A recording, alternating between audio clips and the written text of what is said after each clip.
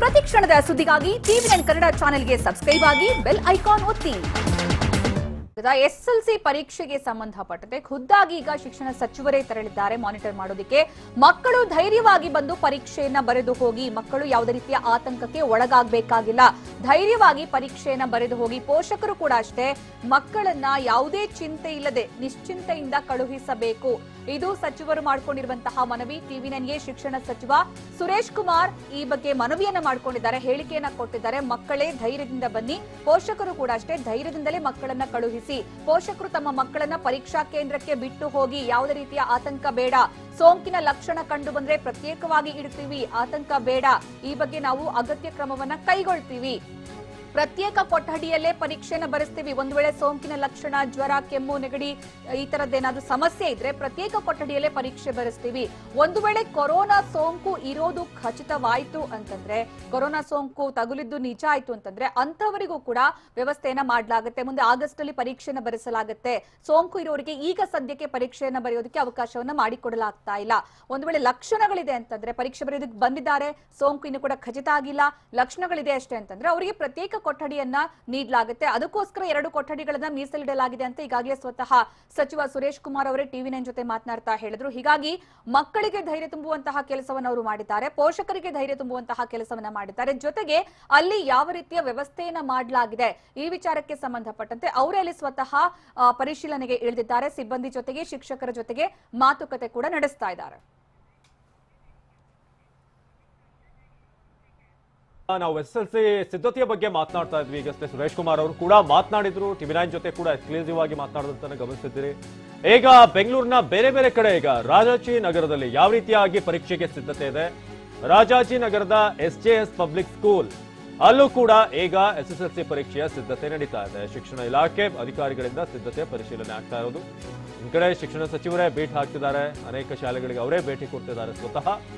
ಈಗ ವಿದ್ಯಾರ್ಥಿಗಳು ಅಂತರ ಕಾಯ್ದುಕೊಳ್ಳಬೇಕಾದಂತಹ ಹಿನ್ನೆಲೆ ಈಗ ರಾಜಾಜಿನಗರದಲ್ಲೂ ಕೂಡ ಪರೀಕ್ಷೆಗೆ ಸಿದ್ಧತೆಗಳಾಗ್ತಾ ಇದೆ. ಹೆಚ್ಚುವರಿ ಕೊಠಡಿಗಳನ್ನ ಬಳಸಿಕೊಂಡು ಪರೀಕ್ಷೆಗೆ ವ್ಯವಸ್ಥೆ, ಎಕ್ಸ್ಟ್ರಾ ಇರುವಂತಹ ಕೊಠಡಿಗಳನ್ನು ಕೂಡ ಬಳಸಿಕೊಳ್ಳಲಾಗ್ತಾ ಇದೆ. ಪ್ರತಿ ಪರೀಕ್ಷಾ ಕೇಂದ್ರದಲ್ಲೂ ಕೂಡ ಹೆಲ್ತ್ ಕೌಂಟರ್ ಕೂಡ ಓಪನ್ ಆಗಿದೆ. ಈಗ ನೀವು ಗಮನಿಸಬಹುದು, ಆ ಬಾಕ್ಸ್ ಗಳನ್ನ ಕೂಡ ಹಾಕಿದ್ದಾರೆ. ಈಗ ಸಾಮಾಜಿಕ ಅಂತರವನ್ನ ಕಾಪಾಡಿಕೊಳ್ಳುವಂತಹ ನಿಟ್ಟಿನಲ್ಲಿ ಪ್ರತಿ ಪರೀಕ್ಷಾ ಕೇಂದ್ರದಲ್ಲೂ ಕೂಡ ಹೆಲ್ತ್ ಕೌಂಟರ್ ಓಪನ್ ಆಗಿದೆ. ಅನಾರೋಗ್ಯದಿಂದ ಬಳಲುತ್ತಿರುವಂತಹ ವಿದ್ಯಾರ್ಥಿಗಳಿದ್ರೆ ತಪಾಸಣೆ ನಡೆಸಲಾಗುತ್ತೆ. ಪ್ರಸನ್ನ ಈ ವಿಚಾರಕ್ಕೆ ಸಂಬಂಧಪಟ್ಟ ಹಾಗೆ ಇಲ್ಲಿ ಹೇಗೆ ಸಿದ್ಧತೆಗಳಾಗಿವೆ ಒಂದು ಪ್ರತ್ಯಕ್ಷ ವರದಿ ಕೊಟ್ಟಿದ್ದಾರೆ, ಬನ್ನಿ ನೋಡೋಣ. ನಾಳೆಯಿಂದ ಮಹತ್ವದ SSLC ಪರೀಕ್ಷೆ ರಾಜ್ಯಾದ್ಯಂತ ಶುರುವಾಗಲಿದೆ. ಈ ಸಂದರ್ಭದಲ್ಲಿ ವಿದ್ಯಾರ್ಥಿಗಳ ಹಿತದೃಷ್ಟಿಯಿಂದ ಶಿಕ್ಷಣ ಇಲಾಖೆ ಕೂಡ ಕೆಲವೊಂದಿಷ್ಟು ಪೂರ್ವ ಸಿದ್ಧತೆಗಳನ್ನ ಮಾಡ್ಕೊಂಡಿರುವಂತದ್ದು. ನಾಳೆ ಪರೀಕ್ಷೆಗೆ ಆಗಮಿಸುವಂತಹ ವಿದ್ಯಾರ್ಥಿಗಳಿಗೆ ಯಾವುದೇ ಕಾರಣಕ್ಕೂ ಕೂಡ ನೂಕುನುಗ್ಲು ಉಂಟಾಗಬಾರದು, ಸಾಮಾಜಿಕ ಅಂತರವನ್ನ ಕಡ್ಡಾಯವಾಗಿ ಕಾಪಾಡಿಕೊಳ್ಳಬೇಕು ಅನ್ನುವಂತ ಕಾರಣಕ್ಕೆ ಇದೀಗ ರಾಜಾಜಿನಗರದ ಶ್ರೀ ಜಗಜ್ಯೋತಿ ಬಸವೇಶ್ವರ ಪಬ್ಲಿಕ್ ಸ್ಕೂಲ್ನ ಮುಂಭಾಗದಲ್ಲಿ ಇದೀಗ ಬಾಕ್ಸ್ಗಳನ್ನ ಹಾಕಿರುವಂತದ್ದು. ಈ ಬಾಕ್ಸ್ಗಳಲ್ಲಿಯೇ ವಿದ್ಯಾರ್ಥಿಗಳು ಒಬ್ಬೊಬ್ಬರಾಗಿ ಆಗಮಿಸಿ ಸಾಮಾಜಿಕ ಅಂತರವನ್ನ ಕಾಪಾಡಿಕೊಳ್ಬೇಕು. ಪ್ರತಿಯೊಬ್ಬ ವಿದ್ಯಾರ್ಥಿಗೂ ಕೂಡ ಮಾಸ್ಕ್ ಕಡ್ಡಾಯ ಅನ್ನುವಂತ ಸೂಚನೆಯನ್ನ ನೀಡಲಾಗಿದೆ. ಈಗಾಗಲೇ ಈ ಒಂದು ಪರೀಕ್ಷಾ ಕೇಂದ್ರಕ್ಕೆ ಆಗಮಿಸಿರುವಂತಹ ಅಧಿಕಾರಿಗಳು ಕೂಡ ಪೂರ್ವ ಸಿದ್ಧತೆಯನ್ನ ಮಾಡ್ಕೊಳ್ತಾ ಇದ್ದಾರೆ. ಪ್ರತಿಯೊಬ್ಬ ವಿದ್ಯಾರ್ಥಿ ಸಾಮಾಜಿಕ ಅಂತರವನ್ನ ಪರೀಕ್ಷೆ ಬರೆಯುವ ಸಂದರ್ಭದಲ್ಲೂ ಕೂಡ ಕಾಯ್ದುಕೊಳ್ಳೋದಕ್ಕೆ ನಿಟ್ಟಿನಲ್ಲಿ ಹೆಚ್ಚುವರಿ ಕೊಠಡಿಗಳನ್ನ ಇಲ್ಲಿ ನಿಗದಿಯನ್ನ ಮಾಡಲಾಗಿದೆ. ಪ್ರತಿಯೊಂದು ವಿದ್ಯಾರ್ಥಿಯ ನಡುವೆಯೂ ಕೂಡ ಕನಿಷ್ಠ 3 ಅಡಿಗಳ ಅಂತರ ಇರಬೇಕು ಅನ್ನುವಂತಹ ದೃಷ್ಟಿಯಿಂದ 2 ಶಾಲೆಗಳನ್ನ ಸೇರಿಸಿ ಒಂದು ಪರೀಕ್ಷಾ ಕೇಂದ್ರವನ್ನ ಆಯ್ಕೆ ಮಾಡಿಕೊಳ್ಳಲಾಗಿದೆ. ಕೊಠಡಿಗಳು ಕೊರತೆ ಇರುವಂತಹ ಶಾಲೆಯನ್ನ ಈ ಒಂದು ಪಬ್ಲಿಕ್ ಸ್ಕೂಲ್ ಜೊತೆಗೆ ಮರ್ಜ್ ಮಾಡಲಾಗಿದೆ. ಈ ಒಂದು ದೃಷ್ಟಿಯಿಂದ ಪ್ರತಿಯೊಬ್ಬ ವಿದ್ಯಾರ್ಥಿಯು ಗೇಟ್ ನಲ್ಲಿ ಎಂಟರ್ ಆದ ತಕ್ಷಣವೇ ಥರ್ಮಲ್ ಸ್ಕ್ರೀನಿಂಗ್ ಅನ್ನ ಮಾಡಲಾಗುತ್ತೆ. ಇಲ್ಲಿ ಒಂದು ಹೆಲ್ತ್ ಸೆಂಟರ್ ಅನ್ನು ಕೂಡ ಓಪನ್ ಮಾಡಲಾಗಿದೆ. ಆ ಒಂದು ಹೆಲ್ತ್ ಸೆಂಟರ್ ನಲ್ಲಿ ಯಾವುದೇ ಕಾರಣಕ್ಕೆ ವಿದ್ಯಾರ್ಥಿಗೆ ಸಮಸ್ಯೆ ಕಾಣಿಸ್ಕೊಂಡ್ರೆ ಹೆಲ್ತ್ ಕೌಂಟರ್ ನಲ್ಲಿ ಆ ವಿದ್ಯಾರ್ಥಿಗೆ ಪ್ರತ್ಯೇಕವಾದಂತಹ ಪರೀಕ್ಷೆಯನ್ನು ಬರೆಯೋದಕ್ಕೆ ವ್ಯವಸ್ಥೆ ಕೂಡ ಮಾಡಲಾಗುತ್ತೆ. ಅಕಸ್ಮಾತ್ ಯಾವೊಬ್ಬ ವಿದ್ಯಾರ್ಥಿಯು ದುರಾದೃಷ್ಟದಿಂದ ಜ್ವರವೋ, ಶೀತವೋ, ನೆಗಡಿಯೋ, ಕೆಮ್ಮೋ ಈ ತರದಿಂದ ಬಳಲ್ತಾ ಇದ್ರೆ ಅಂತವ್ರನ್ನು ಕೂಡ ಪ್ರತ್ಯೇಕವಾಗಿ ಕೂರಿಸುವಂತ ವ್ಯವಸ್ಥೆ ಕೂಡ ಮಾಡಲಾಗಿದೆ. ಇದಕ್ಕೆ ಬೇಕಾದಂತ ಸಂಪೂರ್ಣವಾದಂತಹ ಸಿದ್ಧತೆಗಳನ್ನ ಈಗಾಗಲೇ ಮಾಡಿಕೊಳ್ಳಲಾಗಿದ್ದು, ಶಿಕ್ಷಣ ಇಲಾಖೆ ಅಧಿಕಾರಿಗಳು ಕೂಡ ಈ ಒಂದು ಮುನ್ನೆಚ್ಚರಿಕಾ ಕ್ರಮವನ್ನು ತೆಗೆದುಕೊಂಡಿರುವಂತಹ ಪರಿಶೀಲನೆಯನ್ನ ನಡೆಸ್ತಾ ಇದ್ದಾರೆ. ಆ ಮೂಲಕ ವಿದ್ಯಾರ್ಥಿಗಳು ಯಾವುದೇ ಕಾರಣಕ್ಕೂ ಭಯಪಡಬಾರದು ಅನ್ನುವಂತಹ ದೃಷ್ಟಿಯಿಂದ ಎಲ್ಲ ವ್ಯವಸ್ಥೆಗಳನ್ನ ಮಾಡಿಕೊಳ್ಳಲಾಗಿದೆ. ಇನ್ನೊಂದು ಪ್ರಮುಖವಾದಂತಹ ವಿಚಾರ ಅಂತಂದ್ರೆ, ಪರೀಕ್ಷೆ ನಡೆಯುವಂತಹ ಸಂದರ್ಭದಲ್ಲಿ ಪೋಷಕರು ಹೆಚ್ಚಿನ ಸಂಖ್ಯೆಯಲ್ಲಿ ಆಗಮಿಸ್ತಾರೆ. 2 ರಿಂದ 3 ಜನ ಒಬ್ಬೊಬ್ಬರು ವಿದ್ಯಾರ್ಥಿಯನ್ನ ಶಾಲೆಗೆ ಬಿಡೋದಕ್ಕೆ, ಪರೀಕ್ಷಾ ಕೇಂದ್ರಕ್ಕೆ ಬಿಡೋದಕ್ಕೆ ಆಗಮಿಸ್ತಾರೆ. ಅಂತ ಪೋಷಕರು ದಯವಿಟ್ಟು ಹೆಚ್ಚಿನ ಸಂಖ್ಯೆಯಲ್ಲಿ ಪರೀಕ್ಷಾ ಕೇಂದ್ರಕ್ಕೆ ಬರಬೇಡಿ ಎನ್ನುವಂತಹ ಮನವಿಯನ್ನು ಕೂಡ ಅಧಿಕಾರಿಗಳು ಮಾಡಿಕೊಂಡಿದ್ದಾರೆ. ಹೆಚ್ಚಿನ ಸಂಖ್ಯೆಯಲ್ಲಿ ವಿದ್ಯಾರ್ಥಿಗಳಿಗಿಂತಲೂ ಹೆಚ್ಚು ಪ್ರಮಾಣದಲ್ಲಿ ಪೋಷಕರೇ ಬಂದ್ರೆ ಅದೇ ದೊಡ್ಡ ತಲೆನೋವಾಗಿ ಪರಿಣಮಿಸುತ್ತೆ. ಈ ಕಾರಣಕ್ಕೋಸ್ಕರ ಮತ್ತು ಪೋಷಕರು ಬೇರೆ ಬೇರೆ ಸಂದರ್ಭಗಳಲ್ಲಿ ಬೇರೆ ಬೇರೆ ಕಡೆಗಳಲ್ಲಿ ಓಡಾಡಿರ್ತಾರೆ. ಇದು ಉಳಿದಂತ ವಿದ್ಯಾರ್ಥಿಗಳಿಗೂ ಕೂಡ ಸಮಸ್ಯೆಯಾಗಿ ಪರಿಣಮಿಸುವಂತಹ ದೃಷ್ಟಿಯಿಂದ ಹೆಚ್ಚಿನ ಸಂಖ್ಯೆಯಲ್ಲಿ ಪೋಷಕರು ಬರಬೇಡಿ ಎನ್ನುವಂತಹ ಮನವಿಯನ್ನು ಕೂಡ ಮಾಡಿಕೊಳ್ಳಲಾಗಿದೆ. ಕ್ಯಾಮರಾ ಪರ್ಸನ್ ಸೈಯದ್ ಜೊತೆ ಪ್ರಸನ್ನ ಗಾಂವ್ಕರ್, TV9 ಬೆಂಗಳೂರು. ಬೆಂಗಳೂರಿನ ರಾಜಾಜಿನಗರದಲ್ಲಿ ಸದ್ಯಕ್ಕೆ ಏನೇನು ಸಿದ್ಧತೆಗಳಾಗ್ತಾ ಇತ್ತು ಅದಕ್ಕೆ ಸಂಬಂಧಪಟ್ಟ ಹಾಗೆ ನಮ್ಮ ಪ್ರತಿನಿಧಿ ಪ್ರಸನ್ನ ಮಾಹಿತಿ ಕೊಡ್ತಾ ಇದ್ರು. ಯಾವ ರೀತಿಯಾಗಿ ಬಾಕ್ಸ್ಗಳನ್ನು ಹಾಕಲಾಗಿದೆ, ಜೊತೆಗೆ ಹೆಲ್ತ್ ಕೌಂಟರ್ ಕೂಡ ಓಪನ್ ಆಗಿದೆ, ಅಲ್ಲೇ ಆರೋಗ್ಯ ತಪಾಸಣೆ ಆಗುತ್ತೆ. ಯಾರಾದರೂ ಈಗ ದೇಹದ ಉಷ್ಣಾಂಶ ಹೆಚ್ಚಿರುತ್ತೆ, ಟೆಂಪರೇಚರ್, ಅವ್ರನ್ನ ವಾಪಸ್ ಕಳಿಸಲಾಗುತ್ತೆ. ಇನ್ನು 3000 ಮಟ್ಟದ ಬಳಿಯ ಶಾಲೆಗೆ ಪೊಲೀಸರ ಭೇಟಿ, ಈ ಬಗ್ಗೆ TV9 ವರದಿಯನ್ನ ಪ್ರಸಾರ ಮಾಡಿತ್ತು ಬೆಳಗ್ಗೆ. TV9 ವರದಿ ಪ್ರಸಾರ ಆದ ನಂತರ ಪೊಲೀಸರು ಈಗ ಎಚ್ಚೆತ್ತಿದ್ದಾರೆ. ಪೊಲೀಸರೇ ಸ್ವತಃ ಸ್ಪಾಟ್ಗೆ ಹೋಗಿ ಪರಿಶೀಲನೆ ನಡೆಸಿದ್ದಾರೆ. ಹುಬ್ಬಳ್ಳಿಯಲ್ಲಿರುವಂತಹ 3000 ಮಠ ಇಲ್ಲಿರುವಂತಹ ಶಾಲೆಯಲ್ಲಿ ಪರೀಕ್ಷೆಗೆ ತಯಾರಿಗಳನ್ನು ನಡೆಸಿಕೊಳ್ಳಲಾಗ್ತಾ ಇತ್ತು. ಆದ್ರೆ ಈ ಪರೀಕ್ಷಾ ಕೇಂದ್ರದ ಆತಂಕದ ಬಗ್ಗೆ ನಾವು ಹೇಳಿದ್ವಿ. ಸೀಲ್ ಡೌನ್ ಪ್ರದೇಶ ಇದು, ಅದರ ಪಕ್ಕದಲ್ಲೇ ಇರುವಂತಹ ಎಕ್ಸಾಮ್ ಸೆಂಟರ್, ಇಲ್ಲಿ ಪರೀಕ್ಷೆ ನಡೆಸೋದು ಸೂಕ್ತ ಅಲ್ಲ ಅಂತ TV9 ಖಂಡಿತವಾಗಿ ಅದನ್ನ ವಿರೋಧಿಸಿತ್ತು. ಇದೀಗ ಪೊಲೀಸರು ಆನ್ ಸ್ಪಾಟ್ ಈಗ ಹೋಗಿದ್ದಾರೆ, ಪರಿಶೀಲನೆ ನಡೆಸ್ತಾ ಇದ್ದಾರೆ. ಇದು TV9 ವರದಿಯ ಬಿಗ್ ಇಂಪ್ಯಾಕ್ಟ್. ಬೆಳಗ್ಗೆಯಿಂದ ನಾವು ನಿರಂತರವಾಗಿ ಸುದ್ದಿಯನ್ನ ಪ್ರಸಾರ ಮಾಡ್ತಾ ಇದ್ದೀವಿ. ಎಲ್ಲೆಲ್ಲಿ ಯಾವ ರೀತಿ ಅವ್ಯವಸ್ಥೆ ಇದೆ, ಎಲ್ಲಿ ಆತಂಕದ ವಾತಾವರಣ ಇದೆ, ಇದೆಲ್ಲದರ ಬಗ್ಗೆ ಕೂಡ ವಿಸ್ತೃತವಾಗಿ ಪ್ರತ್ಯಕ್ಷ ವರದಿಯ ಜೊತೆಗೆ ನಾವು ಮಾಹಿತಿಯನ್ನ ಕೊಡ್ತಾ ಹೋಗ್ತಾ ಇದ್ದೀವಿ. ಇದರಲ್ಲಿ ಈಗ ಗಮನಿಸಬಹುದು, ಪೊಲೀಸರು ಈಗ 3000 ಮಠ ಏನಿದೆ ಅಲ್ಲಿನ ಶಾಲೆ, ಅಲ್ಲಿಗೆ ಬಂದು ಈಗ ಪರಿಶೀಲನೆ ನಡೆಸಿದ್ದಾರೆ. ಯಾಕಂದ್ರೆ ಸೀಲ್ ಡೌನ್ ಏರಿಯಾದ ಪಕ್ಕದಲ್ಲಿ ಇರುವಂತಹ ಶಾಲೆ ಇದು. ಹಾಗಾಗಿ ನಾಳೆ ಯಾವುದೇ ರಿಸ್ಕ್ ಇರಬಾರದು ವಿದ್ಯಾರ್ಥಿಗಳಿಗೆ, ಅದೇ ನಮ್ಮ ಉದ್ದೇಶ. ಯಾಕಂದ್ರೆ ಪೋಷಕರು, ವಿದ್ಯಾರ್ಥಿಗಳು, ಮೇಲ್ವಿಚಾರಕರು, ಸಿಬ್ಬಂದಿ ಎಲ್ಲರಿಗೂ ಕೂಡ ನಿಶ್ಚಿಂತೆಯಿಂದ ಬಂದು ಪರೀಕ್ಷೆ ಬರೆದು ಹೋಗುವಂತಹ ಪರಿಸ್ಥಿತಿ ವಿದ್ಯಾರ್ಥಿಗಳಿರ್ಬೇಕು, ಆ ವಾತಾವರಣ. ಇನ್ನೊಂದು ಕಡೆ ಪೋಷಕರು ಕೂಡ ಒಮ್ಮೆ ಬಿಟ್ಟು ಬಂದ ನಂತರ ಅವ್ರಿಗೊಂದು ಭಯ ಇರಬಾರ್ದು, ವಿದ್ಯಾರ್ಥಿಗಳನ್ನು ಬಿಟ್ಟು ಬಂದಿದ್ವಿ, ಮಕ್ಕಳನ್ನ ಏನಾಗುತ್ತೋ ಏನೋ, ಹೇಗೆ ನೋಡ್ಕೊಳ್ತಾರೋ ಏನೋ ಅಂತ. ಇದೆಲ್ಲವೂ ಕೂಡ ನಾವು ಗಮನಿಸ್ತಾ ಇದ್ದೇವೆ. ಇದು ನಿರ್ಮಲಾ ರಾಣಿ ಪ್ರೌಢಶಾಲೆಗೆ ಈಗ ಭೇಟಿ ಕೊಟ್ಟಿರೋದು ಮಲ್ಲೇಶ್ವರಂನಲ್ಲಿ ಸುರೇಶ್ ಕುಮಾರ್ ಅವರು. ಅಲ್ಲಿ ಏನೇನು ಮಾರ್ಕ್ಸ್ಗಳಿದೆ, ಕಿಟ್ಗಳೇನು ಕೊಟ್ಟಿದ್ದಾರೆ ಅದೆಲ್ಲವನ್ನು ಕೂಡ ಅವರು ಪರಿಶೀಲನೆ ನಡೆಸ್ತಾ ಇದ್ದಾರೆ. ಇದು ನಾಳೆ ರಾಜ್ಯಾದ್ಯಂತ ಏನು ಪರೀಕ್ಷೆ ಇದೆ ಅದಕ್ಕೆ ಸಂಬಂಧಪಟ್ಟ ಹಾಗೆ ಈಗ ಒಂದೊಂದೇ ಶಾಲೆಗಳಿಗೆ, ಪ್ರಮುಖವಾದಂತಹ ಶಾಲೆಗಳಿಗೆ ಸ್ವತಃ ಶಿಕ್ಷಣ ಸಚಿವರೇ ಭೇಟಿ ಕೊಡ್ತಿದ್ದಾರೆ. ಅಲ್ಲಿರುವಂತಹವರ ಸಿಬ್ಬಂದಿಯ ಜೊತೆ ಕೂಡ ಮಾತನಾಡ್ತಾ ಇರೋದನ್ನ ಗಮನಿಸಬಹುದು. ಸರ್ಕಾರಕ್ಕೆ ನಿಜಕ್ಕೂ ಇದು ಅಗ್ನಿ ಪರೀಕ್ಷೆ. ಈ ಬಗ್ಗೆ ನಾವು ಮಾತನಾಡ್ತಾ ಇದ್ವಿ. ಡಾಕ್ಟರ್ ಸುಪ್ರೀತ್ ಅವರೇ, ಈಗ ಒಂದು ಪ್ರಶ್ನೆ ಬರುತ್ತೆ. ಒಂದು ವೇಳೆ ಈ ಇಷ್ಟು ದಿನ 10 ದಿನಗಳ ಕಾಲ ಇದೆ, ಕಂಟೈನ್ಮೆಂಟ್ ಝೋನ್ಗಳು ಅಲ್ಲದೆ ಇರೋ ಕಡೆ ಎಕ್ಸಾಮ್ ಆಗ್ತಾ ಇದೆ, ಒಂದು ವೇಳೆ ಮಧ್ಯದಲ್ಲಿ ಯಾವ್ದಾದ್ರೂ ಒಂದು ಏರಿಯಾ ಕಂಟೈನ್ಮೆಂಟ್ ಆದ್ರೆ ಆಗ ಪರಿಸ್ಥಿತಿ ಏನು ಅಂತ? ಆಗ ಪರಿಸ್ಥಿತಿ ಏನಪ್ಪಾ ಅಂತಂದ್ರೆ, ಆಲ್ರೆಡಿ ಶಿಕ್ಷಣ ಇಲಾಖೆ ಒಂದಷ್ಟು ಎಕ್ಸಾಮಿನೇಷನ್ ಸೆಂಟರ್ಗಳನ್ನ ಆಸ್ ಎ ಸ್ಪೇರ್ ಒಂದಷ್ಟು ಎಕ್ಸಾಮಿನೇಷನ್ ಸೆಂಟರ್ನ ಇಟ್ಕೊಂಡಿದ್ದಾರೆ. ಈಗ ನಿನ್ನೆ ಸಹ ನನಗೆ ತಿಳಿದಂಗೆನೆ ಒಂದು ಮೈಸೂರು ಬ್ಯಾಂಕ್ ಕಾಲನಿ ಹತ್ರ ಯಾವುದೋ ಒಂದು ಕಂಟೈನ್ಮೆಂಟ್ ಝೋನ್ ಆಯಿತು. ಅಲ್ಲಿ ಪರೀಕ್ಷಾ ಕೇಂದ್ರವನ್ನು ಇಮ್ಮಿಡಿಯೇಟ್ ಆಗಿ, ನೆನ್ನೆ ಅಲ್ಲ ಮೊನ್ನೆ ಅನಿಸುತ್ತೆ, ಆ ಪರೀಕ್ಷಾ ಕೇಂದ್ರವನ್ನು ಇಮ್ಮಿಡಿಯೇಟ್ ಆಗಿ ಸ್ಟಾಪ್ ಮಾಡಿ ಹತ್ತಿರದ ಮತ್ತೊಂದು ಶಾಲೆಯಲ್ಲಿ ಸಡನ್ ಆಗಿ ಎಕ್ಸಾಮಿನೇಷನ್ ಸೆಂಟರ್ನ ಓಪನ್ ಮಾಡಿ ಕಳಿಸ್ಕೊಡ್ತಾ ಇದ್ದಾರೆ. ಸೊ ಹಾಗಾಗಿ ಸಡನ್ಲಿ ದೇರ್ ಇಸ್ ನೋ ಇದು ಏನು ಆ ಇಂಪ್ಯಾಕ್ಟ್ ಇದೆ. ಓಕೆ ಓಕೆ ಡಾಕ್ಟರ್ ಸುಹಾಸಿನಿ ಅವರೇ, ಈಗ ಎಕ್ಸಾಮ್ ನಾಳೆ ಇದೆ, ಇವತ್ತಿಂದ ಪ್ರಿಪರೇಷನ್ ಶುರುವಾಗ್ತಾರೆ ಸೆಂಟರ್ಗಳಲ್ಲಿ. ಇತ್ತ ವಿದ್ಯಾರ್ಥಿಗಳ ಮನಸ್ಥಿತಿ ಕೂಡ ಬಹಳ ಮುಖ್ಯ ಆಗುತ್ತೆ. ಸಾಮಾನ್ಯ ಪರಿಸ್ಥಿತಿಯಲ್ಲೇ ವಿದ್ಯಾರ್ಥಿಗಳಿಗೆ ಕೌನ್ಸಿಲಿಂಗ್ ಕೂಡ ಅವಶ್ಯಕತೆ ಇರುತ್ತೆ ಪೋಷಕರಿಂದ, ಅಥವಾ ಅದಕ್ಕೂ ಮುಂಚಿತವಾಗಿ. ಈಗ ಈ COVID-19 ಭಯ ಇರುವಂತಹ ಈ ಸಂದರ್ಭದಲ್ಲಿ ಎಕ್ಸಾಮ್ ಭಯವನ್ನ ಎರಡೂರನ್ನ ಬ್ಯಾಲೆನ್ಸ್ ಮಾಡ್ತಾ ಯಾವ ರೀತಿ ಅವರು ಮಾನಸಿಕವಾಗಿ ಸಿದ್ಧತೆಯನ್ನ ಮಾಡ್ಕೋಬೇಕಾಗತ್ತೆ ಇವತ್ತಿನಿಂದಲೇ? ಈಗ ಓಕೆ, ಒಂದನೇದಾಗಿ ಮಕ್ಕಳು ಮೆಂಟಲಿ ಪ್ರಿಪೇರ್ ಆಗಬೇಕು. ಈಗ ಅವ್ರ ಸೀಟಿಂಗ್ ಅರೇಂಜ್ಮೆಂಟ್ಸ್ ಇರ್ಬೋದು, ಅಥವಾ ಎಕ್ಸಾಮಿನೇಷನ್ ವೆನ್ಯೂಗೆ ನಾನು ಮುಂಚೆನೆ ಹೇಳಿದಾಗೆ ಅಟ್ಲೀಸ್ಟ್ ಒಂದು 1/4 ಗಂಟೆ ಮುಂಚೆ ಹೋದರೆ ಅವರಿಗೆ ಒಂಥರ ಒಂದು ಹೊಸ ವಿಚಾರ, ಸೋಷಲ್ ಆಮೇಲೆ ಫಿಸಿಕಲ್ ಡಿಸ್ಟೆನ್ಸಿಂಗ್ಗೋಸ್ಕರ ನಡೆಸಿರೋ ತಯಾರಿ ಇದನ್ನೆಲ್ಲ ನೋಡಿ ಸ್ವಲ್ಪ ಪ್ಯಾನಿಕ್ ಆದಾಗ ಆಗ್ಬೋದು. ಅದು ಆಗಬಾರ್ದು. ಅದಕ್ಕಾಗಿ ಮೆಂಟಲಿ ಪ್ರಿಪೇರ್ ಮಾಡೋದು ಮಕ್ಕಳನ್ನ ಪೋಷಕರು ಮನೆಯಲ್ಲಿ.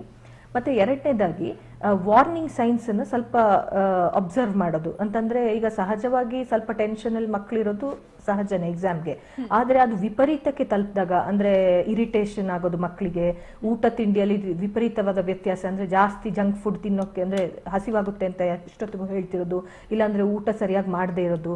ಮತ್ತು ಮೇಯ್ನಾಗಿ ಇನ್ನೊಂದು ವಿಚಾರ ಗಮನ ಕೊಡಬೇಕು ಪೇರೆಂಟ್ಸ್, ಏನಂತಂದರೆ ನಾಳೆ ಎಕ್ಸಾಮ್ ಅಂತಂದ್ರೆ ಮಕ್ಕಳು ಇವಾಗ ಒಂಥರ ತುಂಬಾ ಹರಿಬರಿನಲ್ಲಿ ಓದ್ತಾ ಇರ್ತಾರೆ. ಅಂದ್ರೆ ಒಂದು ಚೂರು 5 ನಿಮಿಷ ಕೂಡ ಬ್ರೇಕ್ ತಗೊಳ್ಳೋಕೆ ಹೆದರ್ಕೊಂಡು ಕಂಟಿನ್ಯೂಸ್ ಆಗಿ ರಾತ್ರಿಯಿಂದ ಬೆಳಿಗ್ಗೆ ತನಕ ಕೂತ್ಕೊಂಡು ಓದೋದು ಇಂಥದ್ದಂತೂ ಖಂಡಿತ ಮಾಡಬಾರ್ದು. ಯಾಕೆಂತಂದ್ರೆ ಬ್ರೈನ್ ಅಲ್ಲಿ ಇನ್ಫಾರ್ಮೇಶನ್ ಚೆನ್ನಾಗಿ ಪ್ರೊಸೆಸ್ ಆಗಬೇಕು ಅಂತಂದ್ರೆ, ನರ್ವ್ಸ್ ಎಲ್ಲ ಚೆನ್ನಾಗಿ ವರ್ಕ್ ಮಾಡಬೇಕು ಅಂತಂದ್ರೆ ಖಂಡಿತವಾಗ್ಲೂ ಆಡಿಕ್ವೇಟ್ ರೆಸ್ಟ್, ಒಳ್ಳೆ ನ್ಯೂಟ್ರಿಷಸ್ ಫುಡ್ ಇದನ್ನೆಲ್ಲ ಮಕ್ಕಳಿಗೆ ಪ್ರಿಪೇರ್ ಮಾಡಿಕೊಡುವಂಥದ್ದು ತುಂಬಾ ಇಂಪಾರ್ಟೆಂಟ್. ಮತ್ತೆ ಇನ್ನೊಂದೇನಂತಂದ್ರೆ ನಾನು ಹೇಳ್ದಾಗೆ ವಾರ್ನಿಂಗ್ ಸೈನ್ಸ್, ಮಕ್ಳ ಹತ್ರ ಒಂದು 5 ನಿಮಿಷ ಕೂತ್ಕೊಂಡು ಮಾತಾಡ್ಲಿ, ಅವ್ರಿಗೆ ಸ್ವಲ್ಪ ಧೈರ್ಯ ಹೇಳಿ. ಅಂದ್ರೆ ಈಗ ಎಕ್ಸಾಮ್ ಇದು ಸಾಧಾರಣವಾಗಿ ಈಗ ನಾರ್ಮಲ್ ಎಕ್ಸಾಮ್ ಟೆಸ್ಟ್ ಎಲ್ಲ ಹೇಗೆ ಬರೀತಿ ಹಾಗೆ ಬರಿ, ನಿನಗೆ ಎಷ್ಟು ಗೊತ್ತಿದೆ ಅಷ್ಟನ್ನು ಬರಿ. ಪರ್ಫೆಕ್ಷನ್ಗಿಂತ ಪ್ರೊಸೆಸ್ ತುಂಬಾ ಇಂಪಾರ್ಟೆಂಟ್. ಅಂದ್ರೆ ಅದಕ್ಕೆ ನೀವು ಪ್ರಿಪೇರ್ ಆಗಿದೆಯಾ, ಎಷ್ಟು ಗೊತ್ತಿದೆ ಅಷ್ಟೇ ಬರಿ, ತುಂಬಾ ಆಲೋಚನೆ ಮಾಡಬೇಡ ಅಂತ ಒಂದು ಧೈರ್ಯ ಮಕ್ಕಳಿಗೆ ಪೇರೆಂಟ್ಸ್ ಹೇಳಿದ್ರೆ ಮೋಸ್ಟ್ಲಿ ಮಕ್ಕಳ ಕಾನ್ಫಿಡೆನ್ಸ್ ದುಪ್ಪಟ್ಟಾಗುತ್ತೆ. ಅಂದ್ರೆ ಫ್ಯೂಚರ್ ಬಗ್ಗೆ ತುಂಬಾ ತಲೆ ಕೆಡಿಸ್ಕೊಳ್ಳೋ ಅವಶ್ಯಕತೆ ಇಲ್ಲ ಅಂತ ಒಂದು ಕಾನ್ಫಿಡೆನ್ಸ್ ಬರುತ್ತೆ ಅವ್ರಿಗೆ. ಹಾಗೆ ಒಂದು 5 ಮಿನಿಟ್ಸ್ ಬ್ರೇಕ್, ಅಂದ್ರೆ ಓದ್ತಾ ಇರುವಾಗ 5 ಮಿನಿಟ್ಸ್ ಬ್ರೇಕ್. ಮತ್ತೆ ಅವರಿಗೆ ಇದು ತುಂಬಾ ಪ್ರೆಷರೈಸ್ ಮಾಡದೆ, ಅಂದ್ರೆ ಇಂಟೆನ್ಷನಲಿ ಅಲ್ಲ ಅನ್ಇಂಟೆನ್ಷನಲಿ ಕೂಡ ಎಕ್ಸಾಮ್ ಬಗ್ಗೆ, ಫ್ಯೂಚರ್ ಬಗ್ಗೆ, ಪರ್ಸೆಂಟೇಜ್ ಬಗ್ಗೆ ಆದಷ್ಟು ಕಮ್ಮಿ ಮಾತಾಡೋದು ಒಳ್ಳೇದು. ಅನ್ನೆಸೆಸರಿ ಇನ್ಫಾರ್ಮೇಶನ್ ಅಥವಾ ಪ್ರೆಷರೈಸೇಷನ್ ಬೇಡ ಅಂತ. ಹಾಗೆ ಅಂದ್ರೆ ಇಲ್ಲಿ ಡಾಕ್ಟರ್ ಸುಹಾಸಿನಿ ಅವರು ಇನ್ನೊಂದು ಅವರಿಗೆ ಒತ್ತಡ ಇರುತ್ತೆ. ಯಾಕಂದ್ರೆ ಈಗ ಎಕ್ಸಾಮ್ ಸೆಂಟರ್ ಅಲ್ಲಿ ಯಾರೋ ಒಬ್ರು ಸೀನಿದ್ರು, ಯಾರೋ ಒಬ್ರು ಕೆಮ್ಮಿದ್ರು ಅಂದ ತಕ್ಷಣ ಪ್ಯಾನಿಕ್ ಆಗಿ ಹೋಗ್ತಾರೆ. ಏನಾಗಿರಬಹುದು, ಇದು ಕೋವಿಡ್-19 ಇರಬಹುದು, ಈ ಅನುಮಾನ, ಗೊಂದಲ, ಫೋಬಿಯಾ ಇದು ಕೂಡ ಇರುತ್ತೆ ಸಾಕಷ್ಟು ಜನರಿಗೆ. ಅದರಲ್ಲೂ ಕೂಡ ಕಂಟೈನ್ಮೆಂಟ್ ಝೋನ್ ಗಳಿಂದ ಬಂದ ವಿದ್ಯಾರ್ಥಿಗಳನ್ನ ಬೇರೆ ಕಡೆಯಲ್ಲಿ ಪರೀಕ್ಷೆ ಬರೆಸಲಾಗುತ್ತೆ. ಆ ಸಂದರ್ಭದಲ್ಲಿ ಈ ಫೋಬಿಯಾ ಇನ್ನಷ್ಟು ಜಾಸ್ತಿ ಇರುತ್ತೆ. ಈ ಸಿಚುವೇಶನ್ ಅವರು ಹೇಗೆ ಹ್ಯಾಂಡಲ್ ಮಾಡಬೇಕು ಅಂತ? ಓಕೆ, ಈಗ ಕೋವಿಡ್-19 ಬಗ್ಗೆ ಸಾಕಷ್ಟು ಮಾಹಿತಿಗಳು ಆಲ್ರೆಡಿ ಮೀಡಿಯಾದಲ್ಲಿ, ನ್ಯೂಸ್ ಪೇಪರ್ಸ್ ಅಲ್ಲಿ ಎಲ್ಲ ಕಡೆ ಕೊಟ್ಟಿದ್ದಾರೆ. ಸೊ ಇದಕ್ಕೆ ಮೇನ್ ಆಗಿ ತಮ್ಮ ಇಮ್ಯೂನ್ ಅಂದ್ರೆ ಮಕ್ಕಳು ಅವ್ರ ಕಡೆಯಿಂದ ತುಂಬಾ ಡಿಸಿಪ್ಲಿನ್ಡ್ ಆಗಿ ಜವಾಬ್ದಾರಿಯುತವಾಗಿ ನಡ್ಕೊಂಡ್ರೆ ತುಂಬಾ ಒಳ್ಳೇದು. ಅಂದ್ರೆ ಈಗ ಅವರಿಗೆ ಅಂದ್ರೆ ಕೋವಿಡ್ ಇಂದ ಬಚಾವಾಗ್ಲಿಕ್ಕೆ ಅಥವಾ ಅದಕ್ಕೆ ಬೇಕಾದ ಒಂದು ಸ್ಯಾನಿಟೈಸರ್ ಇರ್ಬೋದು, ಮಾಸ್ಕ್ ಧರಿಸೋದಿರ್ಬೋದು, ಫಿಸಿಕಲ್ ಡಿಸ್ಟೆನ್ಸಿಂಗ್ ಮೇಂಟೈನ್ ಮಾಡೋದಿರ್ಬೋದು. ಮತ್ತೆ ಇನ್ನೊಂದೇನಂತಂದ್ರೆ ಇದನ್ನೆಲ್ಲ ಅವರು ಫಾಲೋ ಮಾಡಿದ್ರೆ ಖಂಡಿತವಾಗ್ಲೂ ಏನೂ ಆಗಲ್ಲ ಅಂತ ಅನ್ನೋದನ್ನ ಅವ್ರು ನಂಬಬೇಕು. ನಂಬಿಕೆ ಮೇನ್ ಅಂತ ಹೇಳುವಾಗೆ. ಅದ್ರ ಜೊತೆಗೆ ಕೆಲವು ವಿಚಾರಗಳನ್ನ ಪಾಲಿಸೋದು. ಕೆಲವೊಂದೆಲ್ಲ ಸಣ್ಣ ಸಣ್ಣ ವಿಚಾರಗಳು ಅಂತಂದ್ರೆ ಇದನ್ನೆಲ್ಲ ನಾವು ಇಗ್ನೋರ್ ಮಾಡಿರ್ತೀವಿ.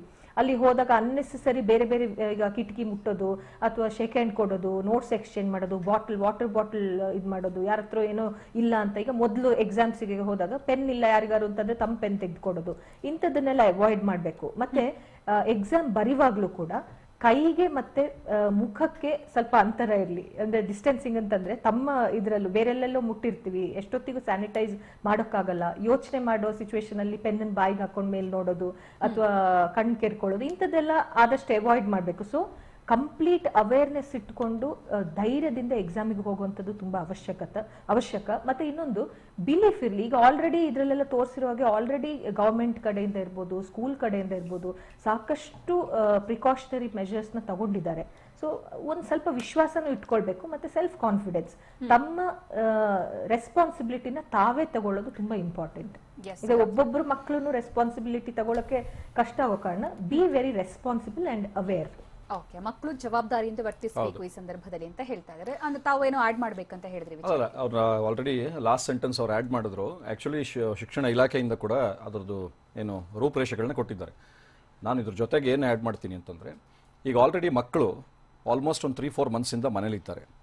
They are having their home food, ಮನೆ ಅಡುಗೆನೇ ತಿಂತಾ ಇದ್ದಾರೆ, ಅವ್ರ ಮನೆ ನೀರನ್ನೇ ಕುಡಿತಾ ಇದ್ದಾರೆ.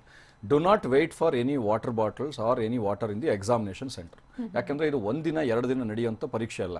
ವಾಟರ್ ಬಾಟಲ್ಸನ್ನು every day at least 1 or 2 water bottles depending upon ಅವ್ರಿಗೆ ಬಿಸಿನೀರಾದರೆ ಅಥವಾ ತಣ್ಣೀರಾದರೆ ವಾಟ್ ಎವರ್ ಇಟ್ ಈಸ್ ಅವರೇ ಮನೆಯಿಂದ ಕ್ಯಾರಿ ಮಾಡ್ಕೊಂಡು ಬಂದರೆ ಭಾಳ ಒಳ್ಳೆಯದು. ಯಾಕೆಂದರೆ ಅಕಸ್ಮಾತ್ ಎಕ್ಸಾಮಿನೇಷನ್ ಸೆಂಟರಲ್ಲಿ ಫಸ್ಟ್ ಡೇ ಆ ನೀರು ಅಕಸ್ಮಾತ್ ಅವ್ರಿಗೇನೋ ಸರಿ ಹೋಗಲಿಲ್ಲ, ನಾಳೆಯಿಂದ ಇನ್ನು next 5 exams what to do. So ಅದೊಂದು. ಮತ್ತು ಎಕ್ಸ್ಚೇಂಜ್ ಆಫ್ ಸ್ಟೇಷನರಿ ಮೆಟೀರಿಯಲ್ಸನ್ನು ದಯವಿಟ್ಟು ಯಾವ ಸ್ಟೂಡೆಂಟ್ಸು ಮಾಡಬೇಡಿ. ಸ್ಟೇಷನರಿ ಮೆಟೀರಿಯಲ್ಸ್ ಇರ್ಬೋದು ಅಥವಾ ನಿಮ್ಮ ಸ್ಟಡಿ ಮೆಟೀರಿಯಲ್ಸ್ ಇರ್ಬೋದು. ಮತ್ತು ಎಕ್ಸಾಮಿನೇಷನ್ ಮುಂಚೆ ಬಂದಾಗ ಗುಂಪು ಕಟ್ಕೊಂಡು ಇದು ಗೊತ್ತಾ ನಿನಗೆ, ಅದು ಓದಿದ್ಯಾ. ಇನ್ಫ್ಯಾಕ್ಟ್ ಅದು ಅವ್ರಿಗೆ ಮಾನಸಿಕವಾಗಿ ಡಿಸ್ಟರ್ಬ್ ಆಗತ್ತೆ ಹೊರತು ಅದು ಎಕ್ಸಾಮಿನೇಷನ್ ಪರ್ಪಸ್ಗೆ ಯಾವುದೇ ರೀತಿ ಅನುಕೂಲ ಆಗೋದಿಲ್ಲ. ಸೊ ಹಾಗಾಗಿ do not go for group discussions either before the examination ಆದ ನಂತರ ಮತ್ತೆ ತಿರ್ಗಿ ಡಿಸ್ಕಸ್ ಮಾಡೋ ಅವಶ್ಯಕತೆ ಡಿಸ್ಕಸ್ ಮಾಡಿ ಮನೆಗೆ ಹೋಗಿ ಫೋನ್ಗಳು ಇಟ್ಕೊಳ್ಳಿ, ಫೋನಿಂದ ಡಿಸ್ಕಸ್ ಮಾಡಿದ್ರೆ it is always better. Okay Veena ಅವರೇ, ಈಗ ಮೇಲ್ವಿಚಾರಕರಿಗೆ ಚಾಲೆಂಜ್ ಇರುತ್ತೆ, ಜೊತೆಗೆ ಕೋವಿಡ್-19 ಭಯ ಅವ್ರಿಗೂ ಕೂಡ ಇರುತ್ತೆ. ಯಾಕಂದ್ರೆ ಎಲ್ಲಾ ಬೇರೆ ಬೇರೆ ಏರಿಯಾಗಳಿಂದ ಮಕ್ಕಳು ಬರ್ತಾರೆ, ಅಷ್ಟು ಮಕ್ಕಳನ್ನ ಸಂಭಾಳಿಸಬೇಕು, ಜೊತೆಗೆ ಅದನ್ನ ಗಮನಿಸಬೇಕು, ಎಲ್ಲ ವ್ಯವಸ್ಥೆಯನ್ನ ಮಾಡ್ಕೊಡ್ಬೇಕಾಗತ್ತೆ. ಸೊ ತಮ್ಗೆ ಯಾವ ರೀತಿ ಚಾಲೆಂಜಸ್ ಫೇಸ್ ಮಾಡ್ಬೇಕಾಗತ್ತೆ ತಾವು ಅಂತ ಅನ್ಸುತ್ತೆ? ನನಗೆ ಅನ್ಸೋದು ಮೊದ್ಲು 2 ದಿವಸ ಎಲ್ಲರೂ ಸ್ಟ್ರಿಕ್ಟ್ ಆಗಿ ಫಾಲೋ ಆಗ್ತಾರೆ. ಆಮೇಲೆ ಏನು ಆಗಿಲ್ಲ ಅಂತ ಒಂದು ಧೈರ್ಯ ಬಂದ್ಮೇಲೆ ಅದನ್ನ ಬಿಟ್ಬಿಡ್ಬಾರ್ದು. ಅದನ್ನ ಅದೇ ರೀತಿ ಪೇರೆಂಟ್ಸ್ ಇವಾಗ ಪೋಷಕರ ಜೊತೆನೆ ತುಂಬಾ ಜಾಸ್ತಿ ಇರೋದ್ರಿಂದ 3 ತಿಂಗಳಿಂದ ಮಕ್ಕಳು ಅವ್ರ ಜೊತೆನೆ ಇದ್ದಾರೆ. ಅಟ್ಲೀಸ್ಟ್ ಸ್ಕೂಲಲ್ಲಿ ಇದ್ದಿದ್ರೆ ಒಂದಷ್ಟು ಇನ್ಸ್ಟ್ರಕ್ಷನ್ಸ್ ಫಾಲೋ, ಅವರಿಗೆ ಡ್ರಿಲ್ ಎಲ್ಲ ಮಾಡಿಸಿದ್ರು, ಅದೆಲ್ಲ ನಾವು ಮಾಡಿಸಿರ್ತಾ ಇದ್ವಿ. ಬಟ್ ಅದಕ್ಕೆ ಏನು ಚಾನ್ಸ್ ಇಲ್ದಲ್ಲ ಇದು ಸಡನ್ ಸಿಚುಯೇಷನ್ ರೇಸ್ ಆಗಿರೋದ್ರಿಂದ ಎಲ್ಲ ಪೋಷಕರ ಮೇಲೆ ತುಂಬಾ ಜವಾಬ್ದಾರಿ ಆಗುತ್ತೆ. ಇದು ಸಾಮಾಜಿಕ ಅಂತರ ತರ ಸಾಮಾಜಿಕ ಜವಾಬ್ದಾರಿನೂ ಆಗೋಗುತ್ತೆ. ಅವ್ರ ಮಕ್ಕಳಿಗೆ 10 ದಿವಸನೂ 6 ಸಬ್ಜೆಕ್ಟ್ ಏನು ಎಕ್ಸಾಮಿಗೆ ಬರ್ತಾರೋ ಅವರು ಪ್ರತಿ ದಿವಸ ನಾನು ಹೇಳಿದೀನಿ ಬಿಡು, ದೊಡ್ಡ ಮಗು ಗೊತ್ತಾಗುತ್ತೆ ಅಂತ ಬಿಡ್ದಲೆ ಇನ್ಸ್ಟ್ರಕ್ಷನ್ಸ್ ಹೇಳೋದಾಗ್ಲಿ, ಧೈರ್ಯ ಹೇಳೋದಾಗ್ಲಿ ಬಿಡ್ದಲೇ ಮಾಡ್ಬೇಕು. ಅವರು ಮಕ್ಕಳೇನೆ ಇನ್ನ ತುಂಬಾ ದೊಡ್ಡವರು ಅಂತ ಹಾಗೆ ಒಂದ್ ದಿವಸ ಹೇಳ್ತಾರೆ, ಆಮೇಲೆ ಬಿಟ್ಬಿಡ್ತಾರೆ. PUC ಸ್ಟೂಡೆಂಟ್ಸ್ ಸ್ವಲ್ಪ ಹೇಳಿದ ಮಾತು ಕೇಳೋದು ಅಷ್ಟರ ಮಟ್ಟಿಗಿಲ್ಲ. But 10th standard students definitely teachers ಇರ್ಬೋದು ಅಥವಾ ಪೇರೆಂಟ್ಸ್ ಇರ್ಬೋದು ಹೇಳಿದ ಮಾತನ್ನ ಅಟ್ಲೀಸ್ಟ್ ಎಕ್ಸಾಮಿನೇಷನ್ ರಿಸಲ್ಟ್ ಬರೋರ್ಗಂತೂ ಖಂಡಿತ ಕೇಳ್ತಾರೆ. ಆ 10 ದಿವಸ ಅವರಿಗೆ ಬಿಡದಂಗೆ ಒಂದಷ್ಟು ಸ್ವಲ್ಪ ಹೇಳಿ ಕಳ್ಸಿದ್ರೆ ಏನು ಆಗ್ದಲೆ ಎಲ್ಲರೂ ಚೆನ್ನಾಗಿ ಎಕ್ಸಾಮ್ ಎಲ್ಲ ಮುಗಿಸಬಹುದು. ತಮ್ಗೇನಾದ್ರೂ ಆ ಫೋಬಿಯಾ ಇದೆಯಾ ಅಂತ? ಕೋವಿಡ್-19 ಫೋಬಿಯಾ ಈ ಸಂದರ್ಭದಲ್ಲಿ ಪರೀಕ್ಷೆ ನಾವು ಎಲ್ಲಾ ಇನ್ಸ್ಟ್ರಕ್ಷನ್ಸ್ ಎಲ್ಲ ಫಾಲೋ ಮಾಡ್ತಾ ಇರೋದ್ರಿಂದ ಅದು ಬರೋದಿಲ್ಲ, ಯಾರಿಗೂ ಏನೋ ಆಗೋದಿಲ್ಲ ಅನ್ನೋ ಪಾಸಿಟಿವ್ ಥಿಂಕಿಂಗ್ ಆಗ್ಲೇ ಹೇಳಿದಾಗೆ ನಾನು ಅದನ್ನೇ ಫಾಲೋ ಮಾಡ್ತಾ ಇದ್ದೀನಿ. ಇದ್ರ ಬಗ್ಗೆ ಮಾತಾಡ್ತೀನಿ. ಈಗ ಕೊಪ್ಪಳದಿಂದ ಒಂದು ಸುದ್ದಿ ಬರ್ತಾ ಇದೆ. ಎಕ್ಸಾಮ್ ಪ್ರಿಪರೇಷನ್ ಎಲ್ಲ ಆಗ್ತಾ ಇದೆ, SSLC ಪರೀಕ್ಷೆಗೆ ಎಲ್ಲ ಸಿದ್ಧತೆ ನಡೀತಾ ಇದೆ. ಅದರಲ್ಲಿ ಕೊಪ್ಪಳದಲ್ಲಿ ಕಿಲ್ಲರ್ ಕೊರೋನಾಗೆ ಮಂತ್ರ ತಂತ್ರ ಏನಾದ್ರೂ ಮಾಡಲಾಗ್ತಾ ಇದೆಯಾ?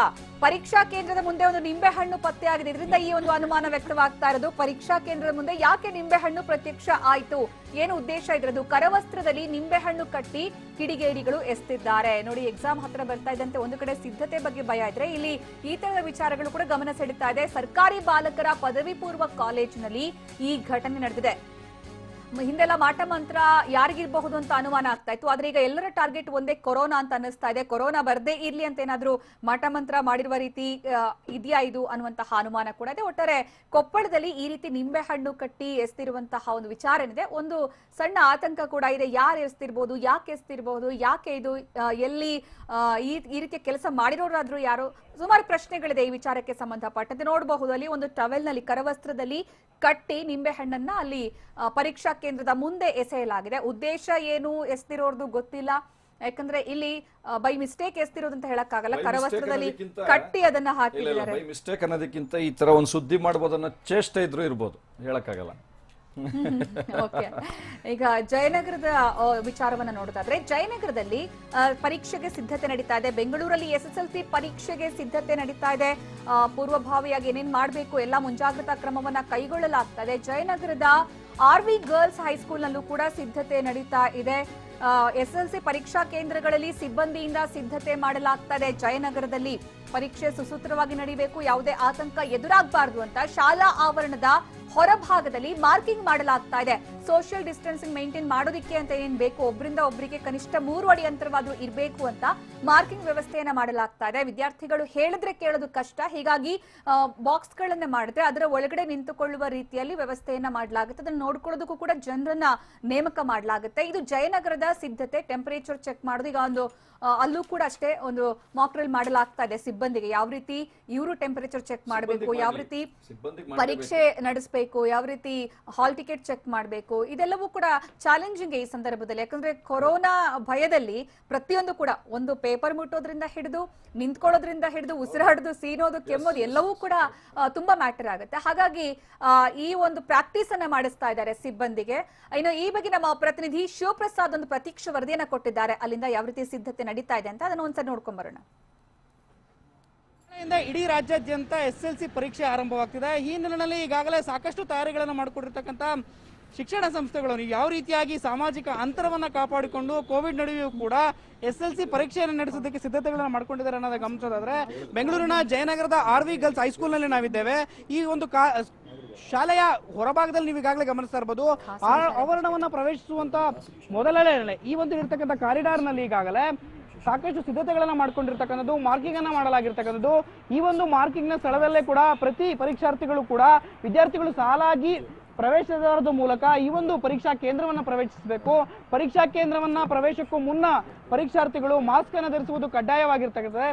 ಈ ಹಿನ್ನೆಲೆಯಲ್ಲಿ ಮಾಸ್ಕ್ ಅನ್ನ ಧರಿಸಿ ಈ ಒಂದು ಪರೀಕ್ಷಾ ಕೇಂದ್ರದ ಒಳಭಾಗದಲ್ಲಿ ಪ್ರವೇಶಿಸುವಂತ ಸಂದರ್ಭದಲ್ಲಿ ಇಲ್ಲಿರ್ತಕ್ಕಂಥ ಭದ್ರತಾ ಸಿಬ್ಬಂದಿಗಳು ಅವರಿಗೆ ಥರ್ಮಲ್ ಸ್ಕ್ರೀನಿಂಗ್ ಅನ್ನ ಮಾಡ್ತಾರೆ. ಥರ್ಮಲ್ ಸ್ಕ್ರೀನಿಂಗ್ ಅನ್ನ ಮಾಡಿದ ಬಳಿಕ ಅವರ ಒಂದು ದೇಹದಲ್ಲಿರ್ತಕ್ಕಂಥ ದೈಹಿಕ ಉಷ್ಣತೆಯನ್ನು ಗಮನಿಸಿ ಸ್ಯಾನಿಟೈಸ್ ಅನ್ನ ಮಾಡಿ ಪ್ರವೇಶ ದ್ವಾರದ ಒಳಭಾಗದಲ್ಲಿ ಪ್ರವೇಶಿಸಬೇಕಿರುತ್ತೆ. ಪ್ರವೇಶದ ಒಳಭಾಗದಲ್ಲಿ ಪ್ರವೇಶಿಸಿದಂಥ ಸಂದರ್ಭದಲ್ಲೂ ಕೂಡ ಯಾವ ರೀತಿಯಾಗಿ ಇಲ್ಲಿರ್ತಕ್ಕಂಥ ಮಾರ್ಕಿಂಗ್ ವ್ಯವಸ್ಥೆಯನ್ನು ನಾವು ಗಮನಿಸಬಹುದಾಗಿದೆ. ಒಳಗೆ ಇರ್ತಕ್ಕಂಥ ಮಾರ್ಕಿಂಗ್ ಅನ್ನ ಸಿಸ್ಟಮ್ ಅನ್ನ ನೋಡೋಗಾಗಿ ಪ್ರತಿಯೊಂದು ಇಲ್ಲಿ ಒಳಬರ್ತಕ್ಕಂಥ ಪರೀಕ್ಷಾರ್ಥಿಗಳಿಗೆ ಇಲ್ಲಿರ್ತಕ್ಕಂಥ ಸಿಬ್ಬಂದಿಗಳು ಸಾಮಾಜಿಕ ಅಂತರವನ್ನ ಕಾಪಾಡಿಕೊಳ್ಳೋದ್ರ ಬಗ್ಗೆ ಮೊದಲೇ ಮುನ್ಸೂಚನೆ ನೀಡಿರ್ತಾರೆ. ಮಾರ್ಕಿಂಗ್ ನ ಜಾಗದಲ್ಲಿಯೇ ಕೂಡ ನೀವೆಲ್ಲರೂ ಕೂಡ ಇಲ್ಲಿನ ಮಾರ್ಕಿಂಗ್ ನ ಜಾಗದಲ್ಲಿ ಒಬ್ಬೊಬ್ಬರಾಗಿ ಸರತಿ ಸಾಲಿನಲ್ಲಿ ಸಾಮಾಜಿಕ ಅಂತರವನ್ನ ಕಾಪಾಡಿಕೊಂಡು ಒಳವನ್ನ ಪ್ರವೇಶಿಸಬೇಕು. ಮಾಸ್ಕ್ ಅನ್ನು ಧರಿಸಿರುವುದು ಕಡ್ಡಾಯವಾಗಿರ್ತದೆ. ತದನಂತರದಲ್ಲಿ ಶಾಲೆಯ ಒಳಭಾಗದಲ್ಲಿ ಕ್ಲಾಸ್ ರೂಮ್ ನಲ್ಲಿ ಪ್ರವೇಶಿಸಿದ ಸಂದರ್ಭದಲ್ಲೂ ಕೂಡ ಯಾವುದೇ ರೀತಿಯಾಗಿ ಗುಂಪುಗಾಗಿ ಪ್ರವೇಶಿಸುವಂತಿಲ್ಲ. ಸಾಮಾಜಿಕ ಅಂತರವನ್ನ ಕಾಪಾಡಿಕೊಳ್ಳೋದು ಕಡ್ಡಾಯವಾಗಿರುತ್ತೆ. ಸ್ಯಾನಿಟೈಸ್ ಅನ್ನ ಮಾಡ್ಕೊಳ್ಬೇಕು. ತದನಂತರದಲ್ಲಷ್ಟೇ ನಿಮಗೆ ಈ ಒಂದು ಪರೀಕ್ಷಾ ಕೇಂದ್ರದಲ್ಲಿ ಎಕ್ಸಾಮ್ ಅನ್ನ ಬರೋದಕ್ಕೆ ಅವಕಾಶ ಮಾಡ್ಕೊಳ್ತೀವಿ ಅಂತೇಳಿ ಸ್ಟ್ರಿಕ್ಟ್ ಆಗಿ ಇನ್ಸ್ಟ್ರಕ್ಷನ್ ಅನ್ನ ಕೊಟ್ಟು ಶಾಲೆಯ ಒಳಭಾಗದಲ್ಲಿ ಅವರೆಲ್ಲರೂ ಕೂಡ ಬರಮಾಡ್ಕೊಳ್ತಾರೆ. ತದನಂತರದಲ್ಲಿ ಇರ್ತಕ್ಕಂಥ ಶಾಲೆಯ ಸಿಬ್ಬಂದಿಗಳು ಹೇಳ್ತಿರ್ತಕ್ಕಂಥ ಮಾತು, ಸಾಕಷ್ಟು ಮುಂಜಾಗ್ರತಾ ಕ್ರಮಗಳನ್ನು ನಾವು ಕೈಗೊಂಡಿದ್ದೇವೆ.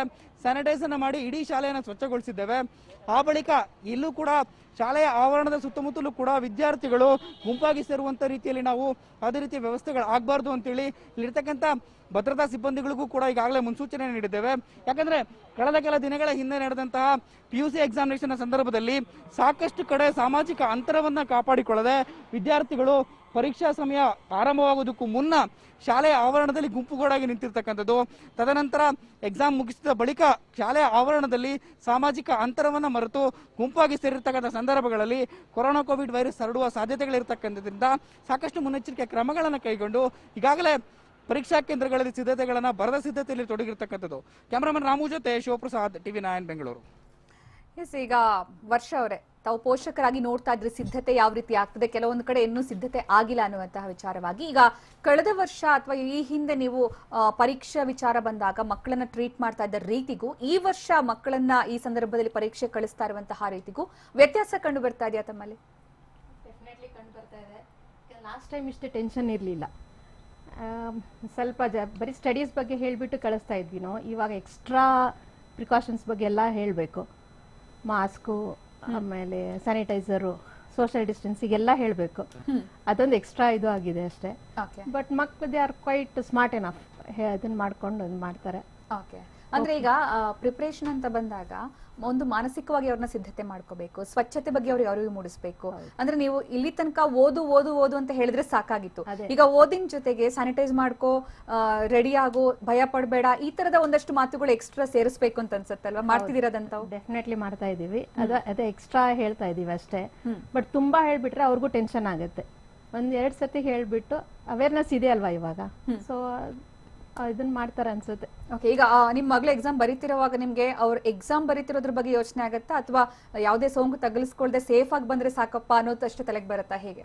ಎರಡೂ ಇದೆ, ಎರಡು ಟೆನ್ಷನ್ ಇದೆ, ಎರಡು ತಲೆಯಲ್ಲಿ ಓಡ್ತಾ ಇರುತ್ತೆ. ಅದಕ್ಕೆ ಹೇಳಿದೀನಿ, ಅವಳಿಗೆ ಅವೇರ್ನೆಸ್ ಕ್ರಿಯೇಟ್ ಮಾಡಿದೀವಿ.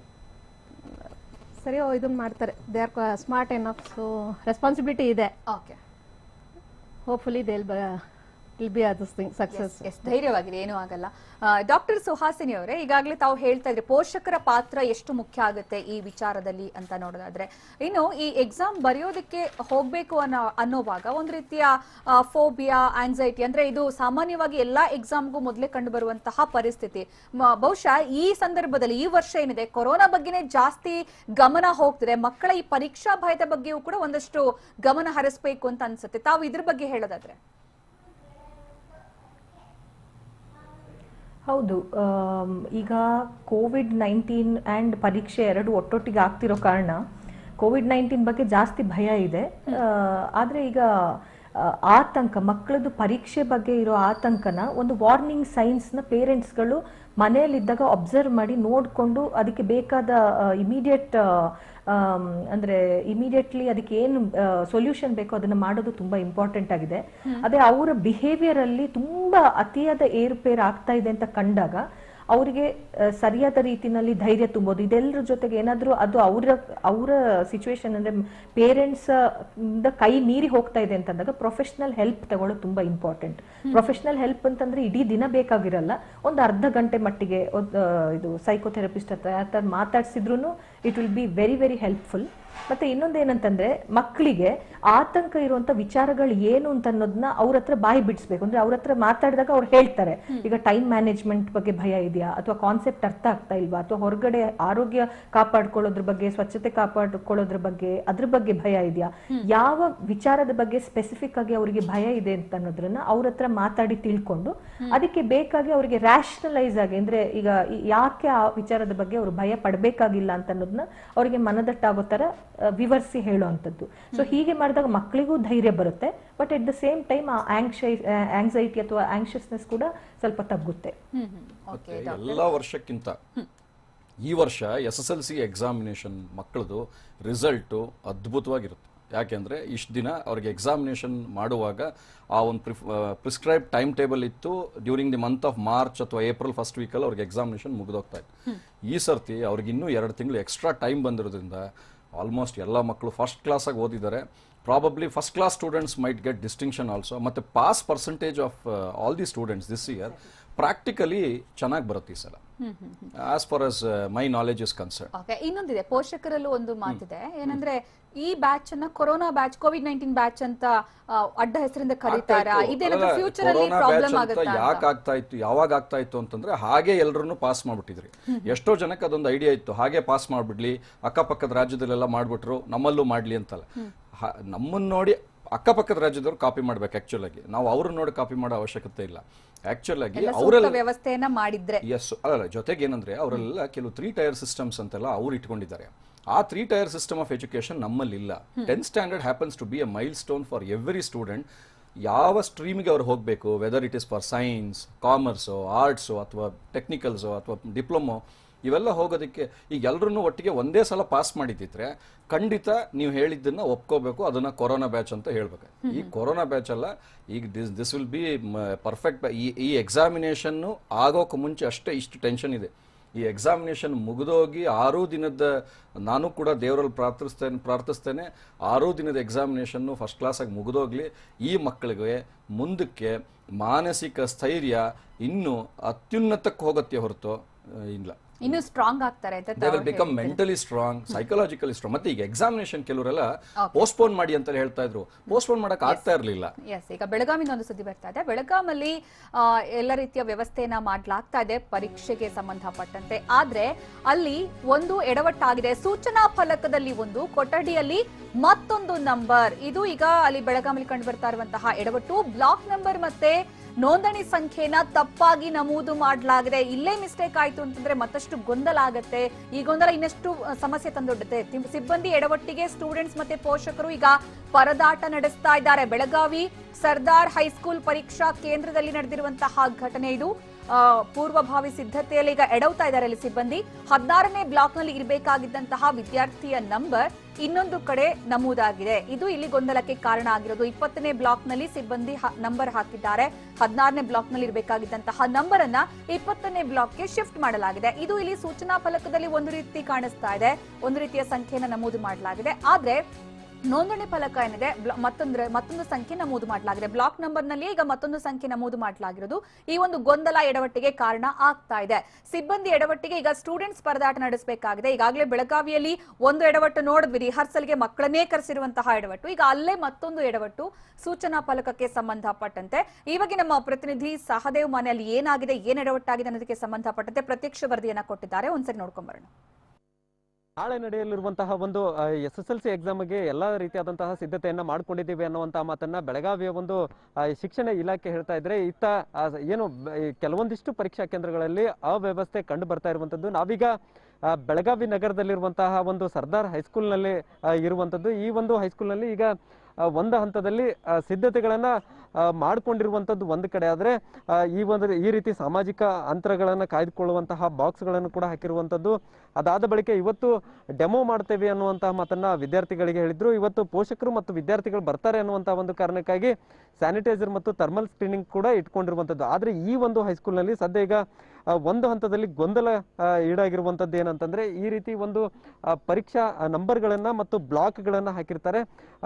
ಏನು ಪರೀಕ್ಷಾ ನಂಬರ್ ಮತ್ತು ಬ್ಲಾಕ್ ಈಗ ಸದ್ಯ ಕೆಲವೊಂದಿಷ್ಟು ವಿದ್ಯಾರ್ಥಿಗಳದ್ದು ಬೇರೆ ಬೇರೆಯಲ್ಲಿ ಬಂದಿದೆ ಅನ್ನುವಂಥದ್ದು ಕೂಡ ಕೇಳಿ ಬರ್ತಾ ಇರುವಂಥದ್ದು. ಈ ಕಾರಣಕ್ಕಾಗಿ ಕೆಲವೊಂದಿಷ್ಟು ಏನು ವಿದ್ಯಾರ್ಥಿಗಳು ಪರದಾಡುವಂತಹ ಪರಿಸ್ಥಿತಿ ಈಗಲೇ ನಿರ್ಮಾಣ ಆಗಿರುವಂಥದ್ದು. ಎಕ್ಸಾಮಿಗೂ ಕೂಡ ಏನು ಪ್ರೆಷರ್ ಬೀಳುತ್ತೆ. ಕೆಲವೊಂದಿಷ್ಟು ವಿದ್ಯಾರ್ಥಿಗಳು ನಾವೀಗ ತೋರಿಸ್ತಾ ಇದ್ದೇವೆ, ಇವರು ಏನಂತಂದ್ರೆ ಸದ್ಯ ಈಗ ಏನು ಶಾಲೆಗೆ ಬಂದಿರುವಂಥದ್ದು, ಅದರ ಜೊತೆಗೆ ತಮ್ಮ ಹಾಲ್ ಟಿಕೆಟ್ ನಲ್ಲಿ ಏನ್ ನಂಬರ್ ಇರುತ್ತೆ ಆ ನಂಬರು ಮತ್ತು ಪರೀಕ್ಷಾ ಕೊಠಡಿ ಎಲ್ಲಿದೆ ಅನ್ನುವಂಥದ್ದನ್ನು ಕೂಡ ಈಗಾಗಲೇ ನೋಡ್ತಾ ಇರುವಂಥದ್ದು. ಆದ್ರೆ ಕೆಲವೊಂದಿಷ್ಟು ವಿದ್ಯಾರ್ಥಿಗಳದ್ದು ಪರೀಕ್ಷಾ ಕೊಠಡಿನೇ ಬೇರೆ ಕಡೆ ಇರುವಂಥದ್ದು, ಅವರ ಹಾಲ್ ಟಿಕೆಟ್ ನಲ್ಲಿ ಇದ್ದಂತಹ ನಂಬರ್ ಏನಿದೆ ಅದು ಮಾತ್ರ ಬದಲಾಗಿರುವಂಥದ್ದು. ಇದು ಇಲ್ಲಿ ಬರ್ತಾ ಇರುವಂತಹ ಪೋಷಕರ ಆಕ್ರೋಶಕ್ಕೂ ಕೂಡ ಕಾರಣವಾಗ್ತಾ ಇದೆ. ಕ್ಯಾಮರಾಮನ್ ಪ್ರತಾಪ್ ಜೊತೆ ಸಹದೇವ ಮಾನೆ, TV9 ಬೆಳಗಾವಿ. ಯಾಕೆ ಇಂಥ ಎಡವಟ್ಟುಗಳು ಆಗ್ತಾ ಇದೆ ಅನ್ನುವಂತಹ ಪ್ರಶ್ನೆ ಇದೆ. ಇನ್ನೊಂದು ಕಡೆ ಬಳ್ಳಾರಿಯಲ್ಲಿ ನೋಡ್ತಾ ಹೋದ್ರೆ ಕಂಟೈನ್ಮೆಂಟ್ ಝೋನ್ ಪಕ್ಕದಲ್ಲೇ ಪರೀಕ್ಷಾ ಸೆಂಟರ್ ಅನ್ನ ವ್ಯವಸ್ಥೆ ಮಾಡಲಾಗಿದೆ. ಬಳ್ಳಾರಿಯಲ್ಲಿ ಕಂಟೈನ್ಮೆಂಟ್ ಝೋನ್ ಪಕ್ಕದಲ್ಲೇ SSLC ಎಕ್ಸಾಮ್ ಸೆಂಟರ್ ನಿಗದಿ ಮಾಡಲಾಗಿರೋದು. ಕಂಟೈನ್ಮೆಂಟ್ ಝೋನ್ ಪಕ್ಕದಲ್ಲೇ ಬಳ್ಳಾರಿ ನಗರದ ಸತ್ಯನಾರಾಯಣ ಪೇಟೆಯಲ್ಲಿರುವಂತಹ ಶಾರದಾ ವಿದ್ಯಾಪೀಠ ಶಾಲೆ ಈಗ SSLC exam centre. Containment zone ಏರಿಯಾದ ಪಕ್ಕದಲ್ಲೇ ಇದೆ ಈ ಸ್ಕೂಲ್. ಇದು ಎಷ್ಟು ಸೇಫ್ ಇಲ್ಲಿ ಪರೀಕ್ಷೆಯನ್ನ ಕಂಡಕ್ಟ್ ಮಾಡೋದು ಅನ್ನುವಂತಹ ಪ್ರಶ್ನೆ ಇದೆ. ಶಾಲೆ ಸಮೀಪದಲ್ಲಿ ವಾಸವಾಗಿರುವಂತಹ 34 ವರ್ಷದ ವ್ಯಕ್ತಿಯಲ್ಲಿ ಕೊರೋನಾ ಪಾಸಿಟಿವ್ ಕಾಣಿಸಿಕೊಂಡಿದೆ. ಕಂಟೈನ್ಮೆಂಟ್ ಝೋನ್ ಪಕ್ಕದಲ್ಲಿ ಈಗ ಎಕ್ಸಾಮ್ ಸೆಂಟರ್ ಮಾಡಿದ್ದಾರೆ. ಪರೀಕ್ಷಾ ಕೇಂದ್ರ ಸ್ಥಳಾಂತರ ಮಾಡುವಂತೆ ಈಗ ಪೋಷಕರೇ ಒತ್ತಾಯ ಮಾಡ್ತಾ ಇದ್ದಾರೆ. ಬಳ್ಳಾರಿಯಲ್ಲಿ ಆತಂಕ ಇರುತ್ತೆ ಪೋಷಕರಿಗೆ. ಸಹಜವಾಗಿ ಬಳ್ಳಾರಿಯಲ್ಲಿ ಕಂಟೈನ್ಮೆಂಟ್ ಝೋನ್ ಪಕ್ಕದಲ್ಲೇ SSLC ಎಕ್ಸಾಮ್ ಸೆಂಟರ್ ಮಾಡಿರೋದಕ್ಕೆ ಪೋಷಕರಿಂದ ವಿರೋಧ ವ್ಯಕ್ತವಾಗ್ತಾ ಇದೆ. ಬಳ್ಳಾರಿ ನಗರದ ಸತ್ಯನಾರಾಯಣ ಶಾರದಾ ವಿದ್ಯಾಪೀಠ ಶಾಲೆ ಏನಿದೆ ಅಲ್ಲಿ ಈಗ ಎಕ್ಸಾಮ್ ಸೆಂಟರ್ ಅನ್ನ ಮಾಡಲಾಗಿರೋದು. ಆದ್ರೆ ಇಲ್ಲಿ ಬೇಡ ಅಂತ ಈಗ ಪೋಷಕರು ಒತ್ತಾಯ ಮಾಡ್ತಾ ಇದ್ದಾರೆ. ಅವ್ರನ್ನ ಕೇಳ್ತಾ ಇದ್ದಾರೆ ಈಗ ಅಧಿಕಾರಿಗಳನ್ನ, ಸಿಬ್ಬಂದಿಯನ್ನ, ಯಾಕೆ ಇಲ್ಲಿ ಮಾಡಿದೀರಾ? ಪಕ್ಕದಲ್ಲೇ 34 ವರ್ಷದ ವ್ಯಕ್ತಿಯಲ್ಲಿ ಪಾಸಿಟಿವ್ ಬಂದಿದೆ. ಕಂಟೈನ್ಮೆಂಟ್ ಝೋನ್ ಅಂತಂದ್ರೆ ಅರ್ಥ ಏನು? ಸೋಂಕಿತರಲ್ಲಿ ಓಡಾಡಿರ್ತಾರೋ, ಉಗುಳಿರ್ತಾರೋ, ಅಥವಾ ಅಲ್ಲಿ ಎಲ್ಲಾದ್ರೂ ವೈರಸ್ ಏನಾದ್ರೂ ಬಿದ್ದಿರತ್ತೋ, ಅದು ಏನಾದ್ರೂ ತಗುಲಿದ್ರೆ ಮತ್ತೆ ಕೊರೋನಾ ಸೋಂಕಿಗೆ ಒಳಗಾಗಬೇಕಾಗತ್ತೆ ಇನ್ನೊಂದಷ್ಟು ವ್ಯಕ್ತಿಗಳು. ಅದಕ್ಕೋಸ್ಕರನೇ ಕಂಟೈನ್ಮೆಂಟ್ ಝೋನ್ ಅಂತ ಮಾಡೋದು, ಸೀಲ್ ಡೌನ್ ಅಂತ ಮಾಡೋದು, ಅಲ್ಲಿ ಯಾರು ಕೂಡ ಓಡಾಡಬಾರ್ದು ಅನ್ನುವಂತಹ ಕಾರಣಕ್ಕೋಸ್ಕರ. ಇನ್ನು ಈ ಬಗ್ಗೆ ನಮ್ಮ ಪ್ರತಿನಿಧಿ ಬಸವರಾಜ್ ಅಲ್ಲಿಂದ ಪ್ರತ್ಯಕ್ಷ ವರದಿಯನ್ನ ಕೊಟ್ಟಿದ್ದಾರೆ, ನೋಡ್ಕೊಂಡ್ ಬರೋಣ. ನಾಳೆಯಿಂದ ಗಡಿನಾಡು ಬಳ್ಳಾರಿಯಲ್ಲಿ SSLC ಪರೀಕ್ಷೆಗಳು ಕೂಡ ಆರಂಭ ಆಗುತ್ತೆ. ಆದರೆ ಕಂಟೈನ್ಮೆಂಟ್ ಝೋನ್ ಪಕ್ಕದಲ್ಲೇ SSLC ಪರೀಕ್ಷಾ ಕೇಂದ್ರ ಇರತಕ್ಕಂಥದ್ದು ಪೋಷಕರು ಮತ್ತು ವಿದ್ಯಾರ್ಥಿಗಳಲ್ಲಿ ಒಂದು ರೀತಿಯ ಭೀತಿಯನ್ನ ಹುಟ್ಟಿಸಿರ್ತಕ್ಕಂಥದ್ದು. ನಾವೀಗ ಬಳ್ಳಾರಿ ನಗರದ ಸತ್ಯನಾರಾಯಣಪೇಟೆಯ 3ನೇ ಕ್ರಾಸ್ ಬಳಿ ಇರತಕ್ಕಂಥ ಶಾರದಾ ವಿದ್ಯಾಪೀಠ ಆಂಗ್ಲ ಮಾಧ್ಯಮ ಪ್ರೌಢಶಾಲೆ ಏನಿದೆ, ಇದು ಒಂದು ಪರೀಕ್ಷಾ ಕೇಂದ್ರ ಕೂಡ. ನಾಳೆ ಸುಮಾರು 482 ವಿದ್ಯಾರ್ಥಿಗಳು ಕೂಡ ಇದೇ ಪರೀಕ್ಷಾ ಕೇಂದ್ರದಲ್ಲಿ ಪರೀಕ್ಷೆಯನ್ನು ಕೂಡ ಬರಿತಾ ಇರ್ತಕ್ಕಂಥದ್ದು. ಆದರೆ ಅದರ ಪಕ್ಕದಲ್ಲೇ ಕೂಗಳತೆ ದೂರದಲ್ಲೇ ಕೆಲವು ಮೀಟರ್ಗಳ ಅಂತರದಲ್ಲಿ ಕೂಡ ನಿನ್ನೆ ಒಂದು 34 ವರ್ಷದ ವ್ಯಕ್ತಿ ಕೂಡ ಒಂದು ಕೊರೋನಾ ಪಾಸಿಟಿವ್ ಪ್ರಕರಣ ಬಂದು ಪತ್ತೆಯಾಗಿರ್ತಕ್ಕಂಥದ್ದು. ನಿನ್ನೆ ತಡರಾತ್ರಿ ಅವರನ್ನ ಈಗಾಗಲೇ ಜಿಲ್ಲಾ ಕೋವಿಡ್ ಆಸ್ಪತ್ರೆಗೆ ಕೂಡ ದಾಖಲು ಮಾಡಿರ್ತಕ್ಕಂಥದ್ದು. ಹೈದರಾಬಾದ್ದಿಂದ ಬಂದಿರತಕ್ಕಂಥ 34 ವರ್ಷದ ವ್ಯಕ್ತಿಗೆ ಕೊರೋನಾ ಪಾಸಿಟಿವ್ ಈಗ ದೃಢಾಗಿರ್ತಕ್ಕಂಥದ್ದು. ಈಗಾಗಲೇ ಮಹಾನಗರ ಪಾಲಿಕೆಯ ಸಿಬ್ಬಂದಿಗಳು ಕೂಡ ಇಲ್ಲಿ ಸ್ಥಳಕ್ಕೆ ಬಂದು ಮಾಹಿತಿಯನ್ನು ಕೂಡ ಪಡಿತಾ ಇದ್ದಾರೆ. ಆದರೆ ಇಲ್ಲಿ ಒಂದು ಬ್ಯಾರಿಕೇಡ್ ಕಟ್ತಕ್ಕಂಥ ವ್ಯವಸ್ಥೆ ಕೂಡ ಆಗುತ್ತೆ. ಆದರೆ ಪಕ್ಕದಲ್ಲೇ ಎದುರುಗಡೆ ಅಂದ್ರೆ ಕೆಲವು ಮೀಟರ್ ಅಂತರದಲ್ಲಿ ಶಾಲೆ ಕೂಡ ಇರತಕ್ಕಂಥದ್ದು. ಪರೀಕ್ಷಾ ಕೇಂದ್ರ ಇದೇ ಒಂದು ಶಾಲೆಯಲ್ಲಿ ನಡೀತಕ್ಕಂಥದ್ದು. ನಮ್ಮ ಜೊತೆಗೆ ಮಾತಾಡಲಿಕ್ಕೆ ಸ್ಥಳೀಯರು ಕೂಡ ಇದ್ದಾರೆ, ಅವ್ರನ್ನೇ ಕೇಳೋಣ. ಮೇಡಮ್, ಈಗ ಶಾರದಾ ವಿದ್ಯಾಪೀಠ ನಾಳೆ ಪರೀಕ್ಷಾ ಕೇಂದ್ರ ಇದೆ, ಪಕ್ಕದಲ್ಲೇ ಕೊರೋನಾ ಪಾಸಿಟಿವ್ ಕೇಸ್ ಬಂದಿದೆ, ಏನು ಹೇಳ್ತೀರಿ? ನಮ್ಗೆ ತುಂಬ ಭಯ ಆಗುತ್ತೆ ಸರ್, ಮಕ್ಕಳನ್ನ ಸ್ಕೂಲಿಗೆ ಕಳ್ಸೋಕ್ಕೆ, ಪರೀಕ್ಷೆ ಬರ್ಸೋಕ್ಕೂ ತುಂಬ ಭಯ ಆಗುತ್ತೆ. ಯಾಕಂದರೆ ಪಕ್ಕದಲ್ಲೇ ಇದೆ, ಯಾರಿಗಾದರೂ ಏನಾದರೂ ತೊಂದರೆ ಆದರೆ ನಾವು ಫೇಸ್ ಮಾಡಬೇಕಾಗತ್ತೆ ತಂದೆ ತಾಯಿಗಳಾಗಿ. ಹೀಗಾಗಿ ನಮ್ಗೆ ತುಂಬ ಭಯ ಆಗುತ್ತೆ. ಈ ಸೆಂಟರನ್ನು ಚೇಂಜ್ ಮಾಡಿ ಏನಾದರೂ ಮಾಡಬಹುದು, ಇಲ್ಲ ಏನಾದರೂ ಸೋಷಿಯಲ್ ಡಿಸ್ಟೆನ್ಸ್ ಮೇಂಟೈನ್ ಮಾಡಿ ಏನಾದರೂ ಒಂಥರ ವ್ಯವಸ್ಥೆ ಮಾಡಬೇಕು. ಯಾಕಂದರೆ ಈ ತುಂಬ ಹತ್ತಿರನೇ ಇರೋದ್ರಿಂದ ನಮಗೆಲ್ಲ ಭಯ ಆಗುತ್ತೆ. ಈ ಥರ ಮಕ್ಕಳನ್ನ ಪರೀಕ್ಷೆ ಬರ್ಸೋದು ತುಂಬ ರಿಸ್ಕ್ ಅಂತ ಅನಿಸುತ್ತೆ. ನೀವೇನು ಹೇಳ್ತೀರಿ ಮೇಡಮ್? ಪಕ್ಕದಲ್ಲೇ ಕೇಸ್ ಬಂದಿದೆ, ಕೆಲವು ಅಡಿ ಅಂತರದಲ್ಲಿ ಪರೀಕ್ಷಾ ಕೇಂದ್ರದಲ್ಲಿದೆ, ಏನು ಹೇಳ್ತೀರಿ? ಎಕ್ಸಾಮಿನೇಷನ್ ಸೆಂಟರ್ ಚೇಂಜ್ ಮಾಡೋದು ಒಳ್ಳೆಯದು. ಮಕ್ಕಳು ಯಾರಾದರೂ ಮಕ್ಕಳನ್ನೇ ಅಲ್ಲ, ಮಕ್ಕಳು ಅಂದ್ರೆ ಭಯ ಆಗ್ತದೆ. ಮಕ್ಕಳು ರೆಸಿಡೆನ್ಸ್ ಪವರ್ ಇರಲ್ಲ, ಅವರಿಗೆ ಸೋಷಿಯಲ್ ಡಿಸ್ಟೆನ್ಸ್ ಮೇಂಟೈನ್ ಮಾಡಬೇಕು. ಆದಷ್ಟು ಅಗತ್ಯ ಕ್ರಮಗಳನ್ನು ಕೈಕೊಂಡು ಅವರಿಗೆ ಸ್ಯಾನಿಟೈಸರ್ ಎಲ್ಲ ಅಳವಡಿಸಿ ಅವ್ರನ್ನ ಪರೀಕ್ಷೆ ಬರೀಲಿಕ್ಕೆ ಅವ್ರಿಗೆ ಹುರಿದುಂಬಿಸಿ ಒಂಚೂರು ಧೈರ್ಯ ಕೊಡಬೇಕು. ಈಗ ಅದೆಲ್ಲ ಅಗತ್ಯ ಕ್ರಮಗಳನ್ನು ಕೈಗೊಳ್ತಾರೆ. ಅದ್ರ ಪಕ್ಕದಲ್ಲೇ ಕಂಟೈನ್ಮೆಂಟ್ ಝೋನ್ ಇದೆ. ಈಗಾಗಲೇ ಅಧಿಕಾರಿಗಳು ಕೂಡ ಬರ್ತಾ ಇದ್ದಾರೆ. ಪಕ್ಕದಲ್ಲೇ ಪಾಸಿಟಿವ್ ಕೇಸ್ ಇದೆ, ಕೆಲವೇ ಮೀಟರ್ ದೂರದಲ್ಲಿದೆ. ತಮ್ಮ ಮಕ್ಕಳ ಎಕ್ಸಾಮ್ ಕಳ್ಸಕ್ಕೆ ಅಥವಾ ಇಲ್ಲಿ ಎಕ್ಸಾಮ್ ಸೆಂಟರ್ ಚೇಂಜ್ ಮಾಡ್ಬೇಕಾ ಅಥವಾ ಏನು ಹೇಳ್ತೀರಿ? ಚೇಂಜ್ ಮಾಡೋದು ಒಳ್ಳೆಯದು, ಎಕ್ಸಾಮಿನೇಷನ್ ಸೆಂಟರ್ ಚೇಂಜ್ ಮಾಡೋದು ಒಳ್ಳೆಯದು. ಈಗಾಗಲೇ ನಿನ್ನೆಯಿಂದ ಕೂಡ ಈಗಾಗಲೇ ಶಾರದಾ ವಿದ್ಯಾಪೀಠ ಸ್ಕೂಲಲ್ಲಿ ಕೂಡ ಪರೀಕ್ಷೆ ಸಿದ್ಧತೆಗಳನ್ನು ಕೂಡ ಈಗಾಗಲೇ ಅಲ್ಲಿನ ಸಿಬ್ಬಂದಿಗಳು ಕೂಡ ಮಾಡ್ಕೊಳ್ತಾ ಇದ್ದಾರೆ. ಆದರೆ ನಿನ್ನೆ ರಾತ್ರಿ ಸಂದರ್ಭದಲ್ಲಿ ಇದು ಪಾಸಿಟಿವ್ ಕೇಸ್ ಪತ್ತೆಯಾಗಿರ್ತಕ್ಕಂಥ ಹಿನ್ನೆಲೆಯಲ್ಲಿ ಇಲ್ಲಿನ ಪೋಷಕರು ಕೂಡ ಒಂದು ರೀತಿ ಆತಂಕ ಮನೆ ಮಾಡಿರ್ತಕ್ಕಂಥದ್ದು.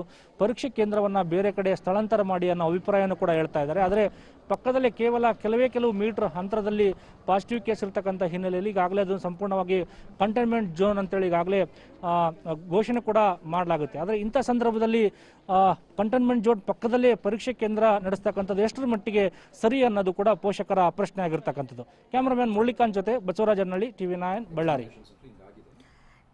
ಇಲ್ಲಿ 34 ವರ್ಷದ ವ್ಯಕ್ತಿಯಲ್ಲಿ ಕೊರೋನಾ ಪಾಸಿಟಿವ್ ಬಂದಿದೆ. ಈ ಸಂದರ್ಭದಲ್ಲಿ ಆ ಪಕ್ಕದಲ್ಲೇ ಈಗ ಎಕ್ಸಾಮ್ ಸೆಂಟರ್ ಮಾಡಿದ್ರೆ ನಮ್ಗೆ ಆತಂಕ ಆಗುತ್ತೆ ಅನ್ನುವಂಥದ್ದು ಪೋಷಕರ ಮಾತು. ಈಗ ಪೋಷಕರು ಈ ಬಗ್ಗೆ ತಮ್ಮ ಆತಂಕವನ್ನ ವ್ಯಕ್ತಪಡಿಸ್ತಾ ಇದ್ದಾರೆ ಅಲ್ಲಿ ಸಿಬ್ಬಂದಿ ಜೊತೆಗೆ. ದಯವಿಟ್ಟು ಇಲ್ಲಿಂದ ಶಿಫ್ಟ್ ಮಾಡಿ, ಯಾಕಂದ್ರೆ ಕಂಟೈನ್ಮೆಂಟ್ ಝೋನ್ ಇದೆ, ಇಲ್ಲೇ ಬರೋದು, ಇಲ್ಲೇ ವಿದ್ಯಾರ್ಥಿಗಳು ಓಡಾಡೋದು ನಮ್ಗೆ ಆತಂಕ ಆಗುತ್ತೆ ಅನ್ನುವಂತಹ ವಿಚಾರವಾಗಿ ಪೋಷಕರ ಆತಂಕ ಕೂಡ ಸಹಜವಾಗಿದೆ. ಈಗ ಸಿಬ್ಬಂದಿ ಈ ಬಗ್ಗೆ ಏನ್ ಕ್ರಮ ಕೈಗೊಳ್ತಾರೆ ಅನ್ನುವ ವಿಚಾರವಾಗಿ ಈಗ ಗಮನಿಸಬೇಕು. ಕಂಟೈನ್ಮೆಂಟ್ ಝೋನ್ ಪಕ್ಕದಲ್ಲೇ ಸ್ಕೂಲ್ ಇರುವ ಕಾರಣಕ್ಕೋಸ್ಕರ ಅಲ್ಲಿ ಈಗ ಈ ವ್ಯವಸ್ಥೆನ ಇದೇ ರೀತಿ ಮುಂದುವರಿಸಲಾಗುತ್ತಾ ಅಥವಾ ಬದಲಾಯಿಸಲಾಗುತ್ತಾ ಅನ್ನುವಂಥದ್ದು ಕಾದು ನೋಡಬೇಕಾಗಿದೆ. ಯಾಕಂದ್ರೆ ಈಗಾಗಲೇ ಮೈಸೂರಲ್ಲಿ ಇದೇ ರೀತಿ ಆಗಿತ್ತು.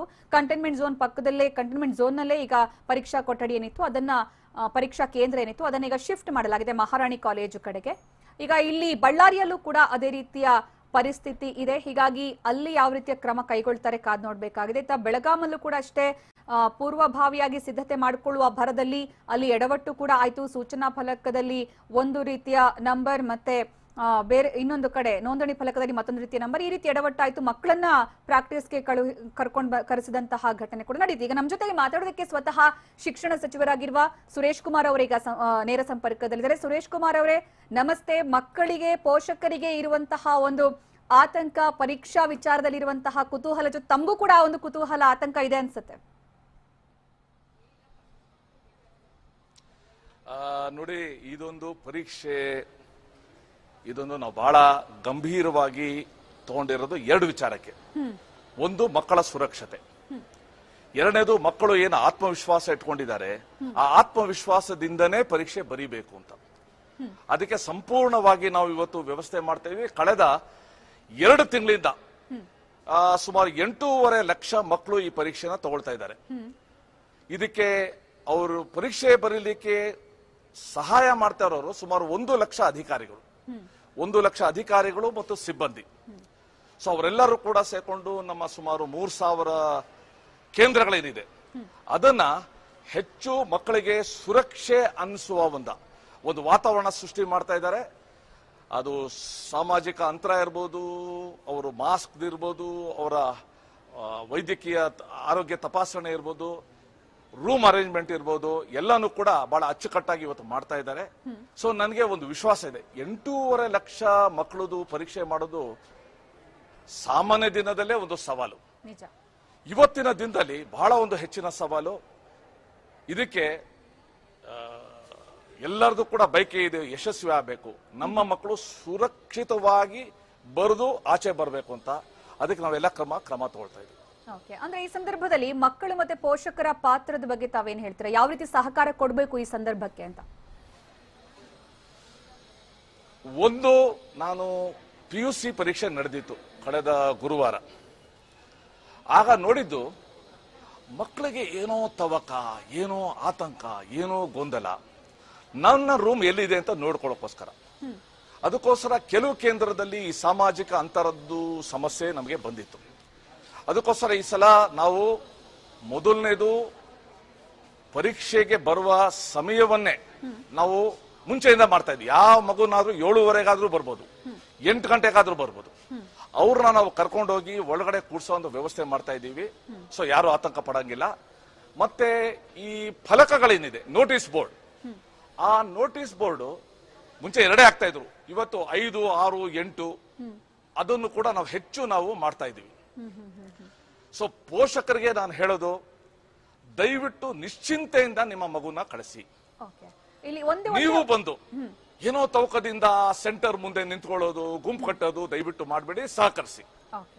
ಕೊನೆಯದಾಗಿ ಒಂದೇ ಪ್ರಶ್ನೆ ಸಚಿವರೇ, ಏನಂತಂದ್ರೆ ಇಲ್ಲಿ ಕಂಟೈನ್ಮೆಂಟ್ ಝೋನ್ ಪಕ್ಕದಲ್ಲೇ ಕಂಟೈನ್ಮೆಂಟ್ ಝೋನ್ಗೆ ಅಟ್ಯಾಚ್ ಆಗಿರುವ ರೀತಿಯಲ್ಲೇ ಪರೀಕ್ಷಾ ಕೇಂದ್ರವನ್ನ ಇಡೋದ್ರಿಂದ ಪೋಷಕರು ಆತಂಕಗೊಂಡಿದ್ದಾರೆ, ಕೆಲವು ಕಡೆ ವಿರೋಧ ವ್ಯಕ್ತಪಡಿಸ್ತಾ ಇದ್ದಾರೆ. ಈಗ ಬಳ್ಳಾರಿಯಲ್ಲಿ, ಮೈಸೂರಲ್ಲೂ ಕೂಡ ಅದೇ ರೀತಿ ಆಯ್ತು. ಇಂತಹ ಸಂದರ್ಭದಲ್ಲಿ ಪರೀಕ್ಷಾ ಕೇಂದ್ರಗಳನ್ನ ಬೇರೆ ಕಡೆಗೆ ಶಿಫ್ಟ್ ಮಾಡೋದು ಒಳ್ಳೆಯದಲ್ವಾ ಅಂತ? ನಾವು SOP ನಲ್ಲಿ ಬಹಳ ಕ್ಲೀನ್ ಆಗಿ ಹೇಳಿದೀವಿ. ಯಾಕಂದ್ರೆ ಇದಕ್ಕಿದಂಗೆ ನಿನ್ನೆನೆ ಒಂದು ಕಂಟೈನ್ಮೆಂಟ್ ಝೋನ್ ಬರ್ಬೋದು, ಅಂತದನ್ನ ತಕ್ಷಣ ಬೇರೆ ಕಡೆ ಪರ್ಯಾಯ ವ್ಯವಸ್ಥೆ ಮಾಡಬೇಕು ಅಂತ ಹೇಳಿದ್ದೀವಿ. ನಾನು ಅಧಿಕಾರಿಗಳನ್ನ ಅದಕ್ಕೆ ನಿಯುಕ್ತೀನಿ, ಎಲ್ಲೆಲ್ಲಿ ಬರ್ತದೆ ತಕ್ಷಣ ಬದಲಾವಣೆ ಮಾಡಬೇಕು, ಮತ್ತೆ ಮಕ್ಕಳಿಗೆ ಆ ಬದಲಾವಣೆ ಆದ ಸ್ಥಳದ ಬಗ್ಗೆನೂ ಕೂಡ ಮಾಹಿತಿ ಕೊಡಬೇಕಂತ ಆ ಕ್ರಮವನ್ನ ನಾವು ತಗೊಳ್ತೀವಿ. ಓಕೆ, ಧನ್ಯವಾದ ನಮ್ಮ ಜೊತೆಗೆ ಮಾತನಾಡಿದಕ್ಕಾಗಿ.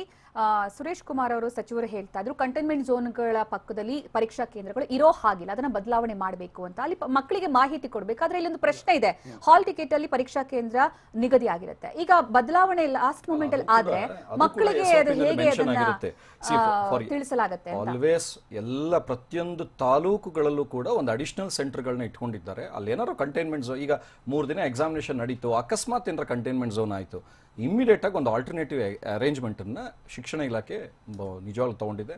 ಮಾನ್ಯ ಶಿಕ್ಷಣ ಸಚಿವರು ನಿಜವಾಗ್ಲೂ ಈ SSLC ಎಕ್ಸಾಮಿನೇಷನ್ ಅನ್ನ ಮಾಡಿ ವಿದ್ಯಾಕ್ಷೇತ್ರಕ್ಕೆ ನಿಜವಾಗ್ಲೂ ಮಕ್ಕಳಿಗೆ ನ್ಯಾಯ ದೊರಕಿಸ್ಕೊಟ್ಟಿದ್ದಾರೆ. ಇಂಥ ಸಂದರ್ಭದಲ್ಲಿ ಹೇಳಲಿಕ್ಕೆ ನಾನು ಬಯಸ್ತೀನಿ.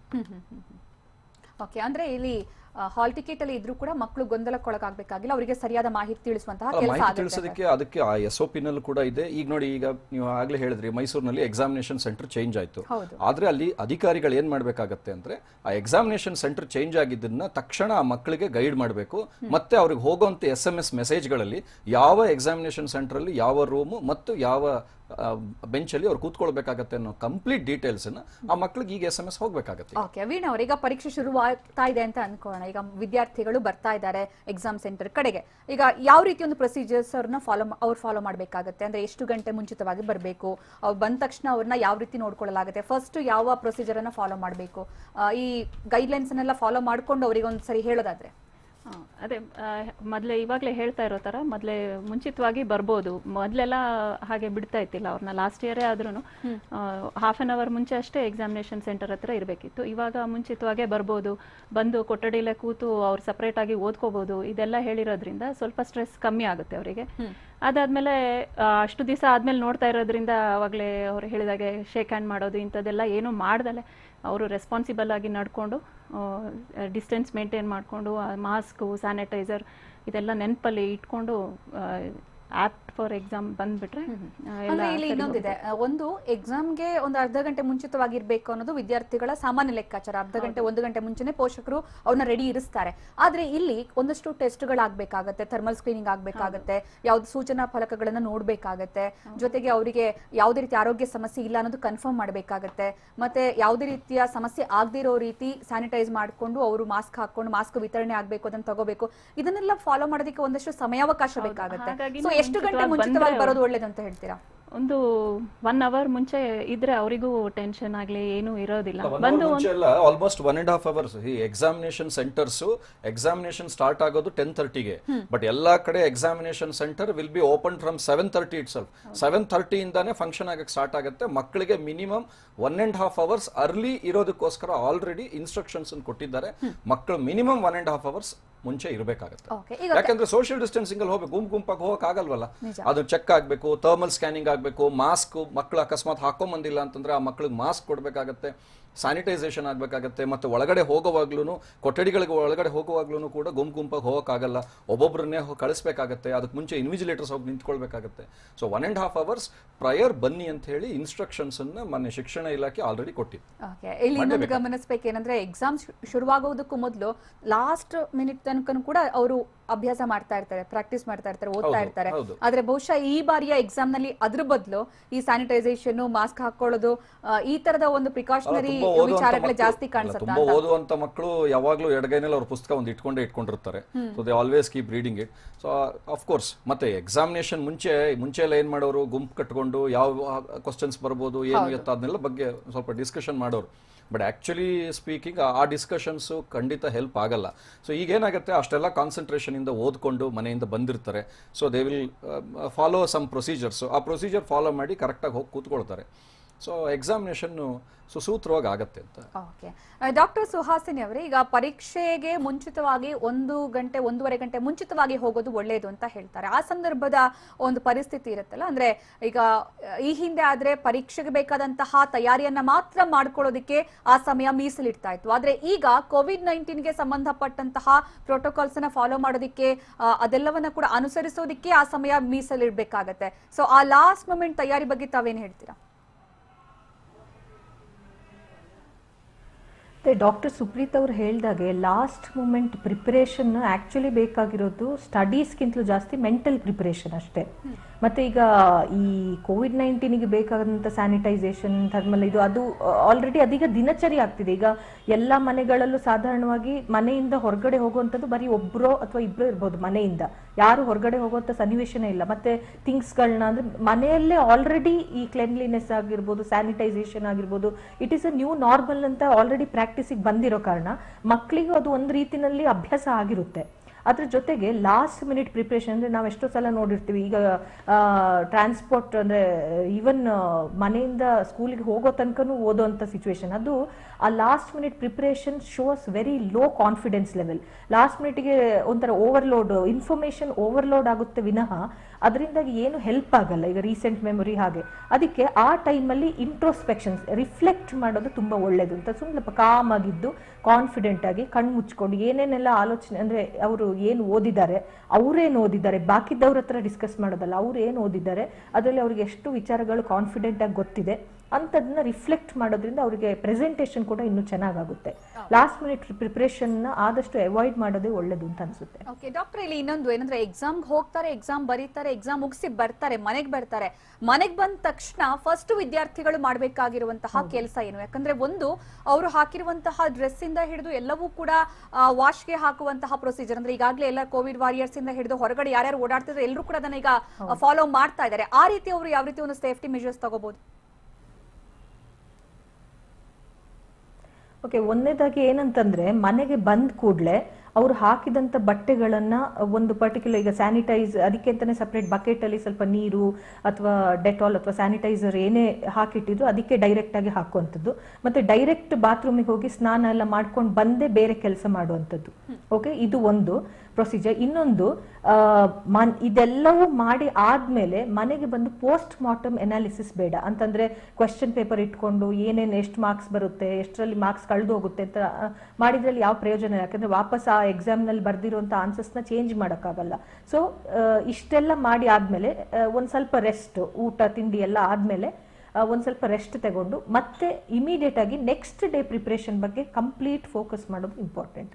ಪೇರೆಂಟ್ಸ್ ಕೂಡ ಆದಷ್ಟು ಈಗ ಸ್ಕೂಲಲ್ಲಿ ಏನಾಯ್ತು, ಎಷ್ಟು ಜನ ಬಂದಿದ್ರು, ಡೀಟೇಲ್ಸ್ ನ ಅವಾಯ್ಡ್ ಮಾಡೋದು ಬೆಟರ್. ಓಕೆ, ಇಲ್ಲಿ ಇನ್ನೊಂದಿದೆ, ಕಂಟೈನ್ಮೆಂಟ್ ಝೋನ್ ಇಂದ ಬರುವಂತಹ ವಿದ್ಯಾರ್ಥಿಗಳನ್ನ ಸಪರೇಟ್ ಕೊಠಡಿಯಲ್ಲಿ ಇರಿಸಲಾಗುತ್ತೆ.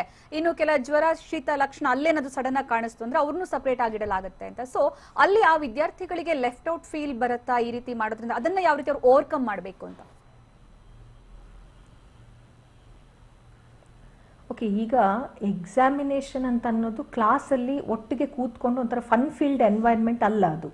ಅದರಲ್ಲಿ ಬೇಕಾಗಿರೋದು ಓದಿರುವಂಥ ವಿದ್ಯಾರ್ಥಿ, ಆಮೇಲೆ ಬರೆಯುವಂಥ ಪೇಪರ್ ಇರ್ಬೋದು ಅಥವಾ ಎಕ್ಸಾಮಿನೇಷನ್ ಕ್ವೆಶ್ಚನ್ ಪೇಪರ್, ಅದು ಗ್ರೂಪಲ್ಲಿ ಬರೆಯೋದು. ಯಾಕೆ ಅಂತಂದ್ರೆ ಪ್ರತಿ ಮಕ್ಕಳಿಗೂ ಒಂದೊಂದು ಕೊಠಡಿ ಕೊಡೋಕ್ಕಾಗಲ್ಲ. So examination is a very private affair.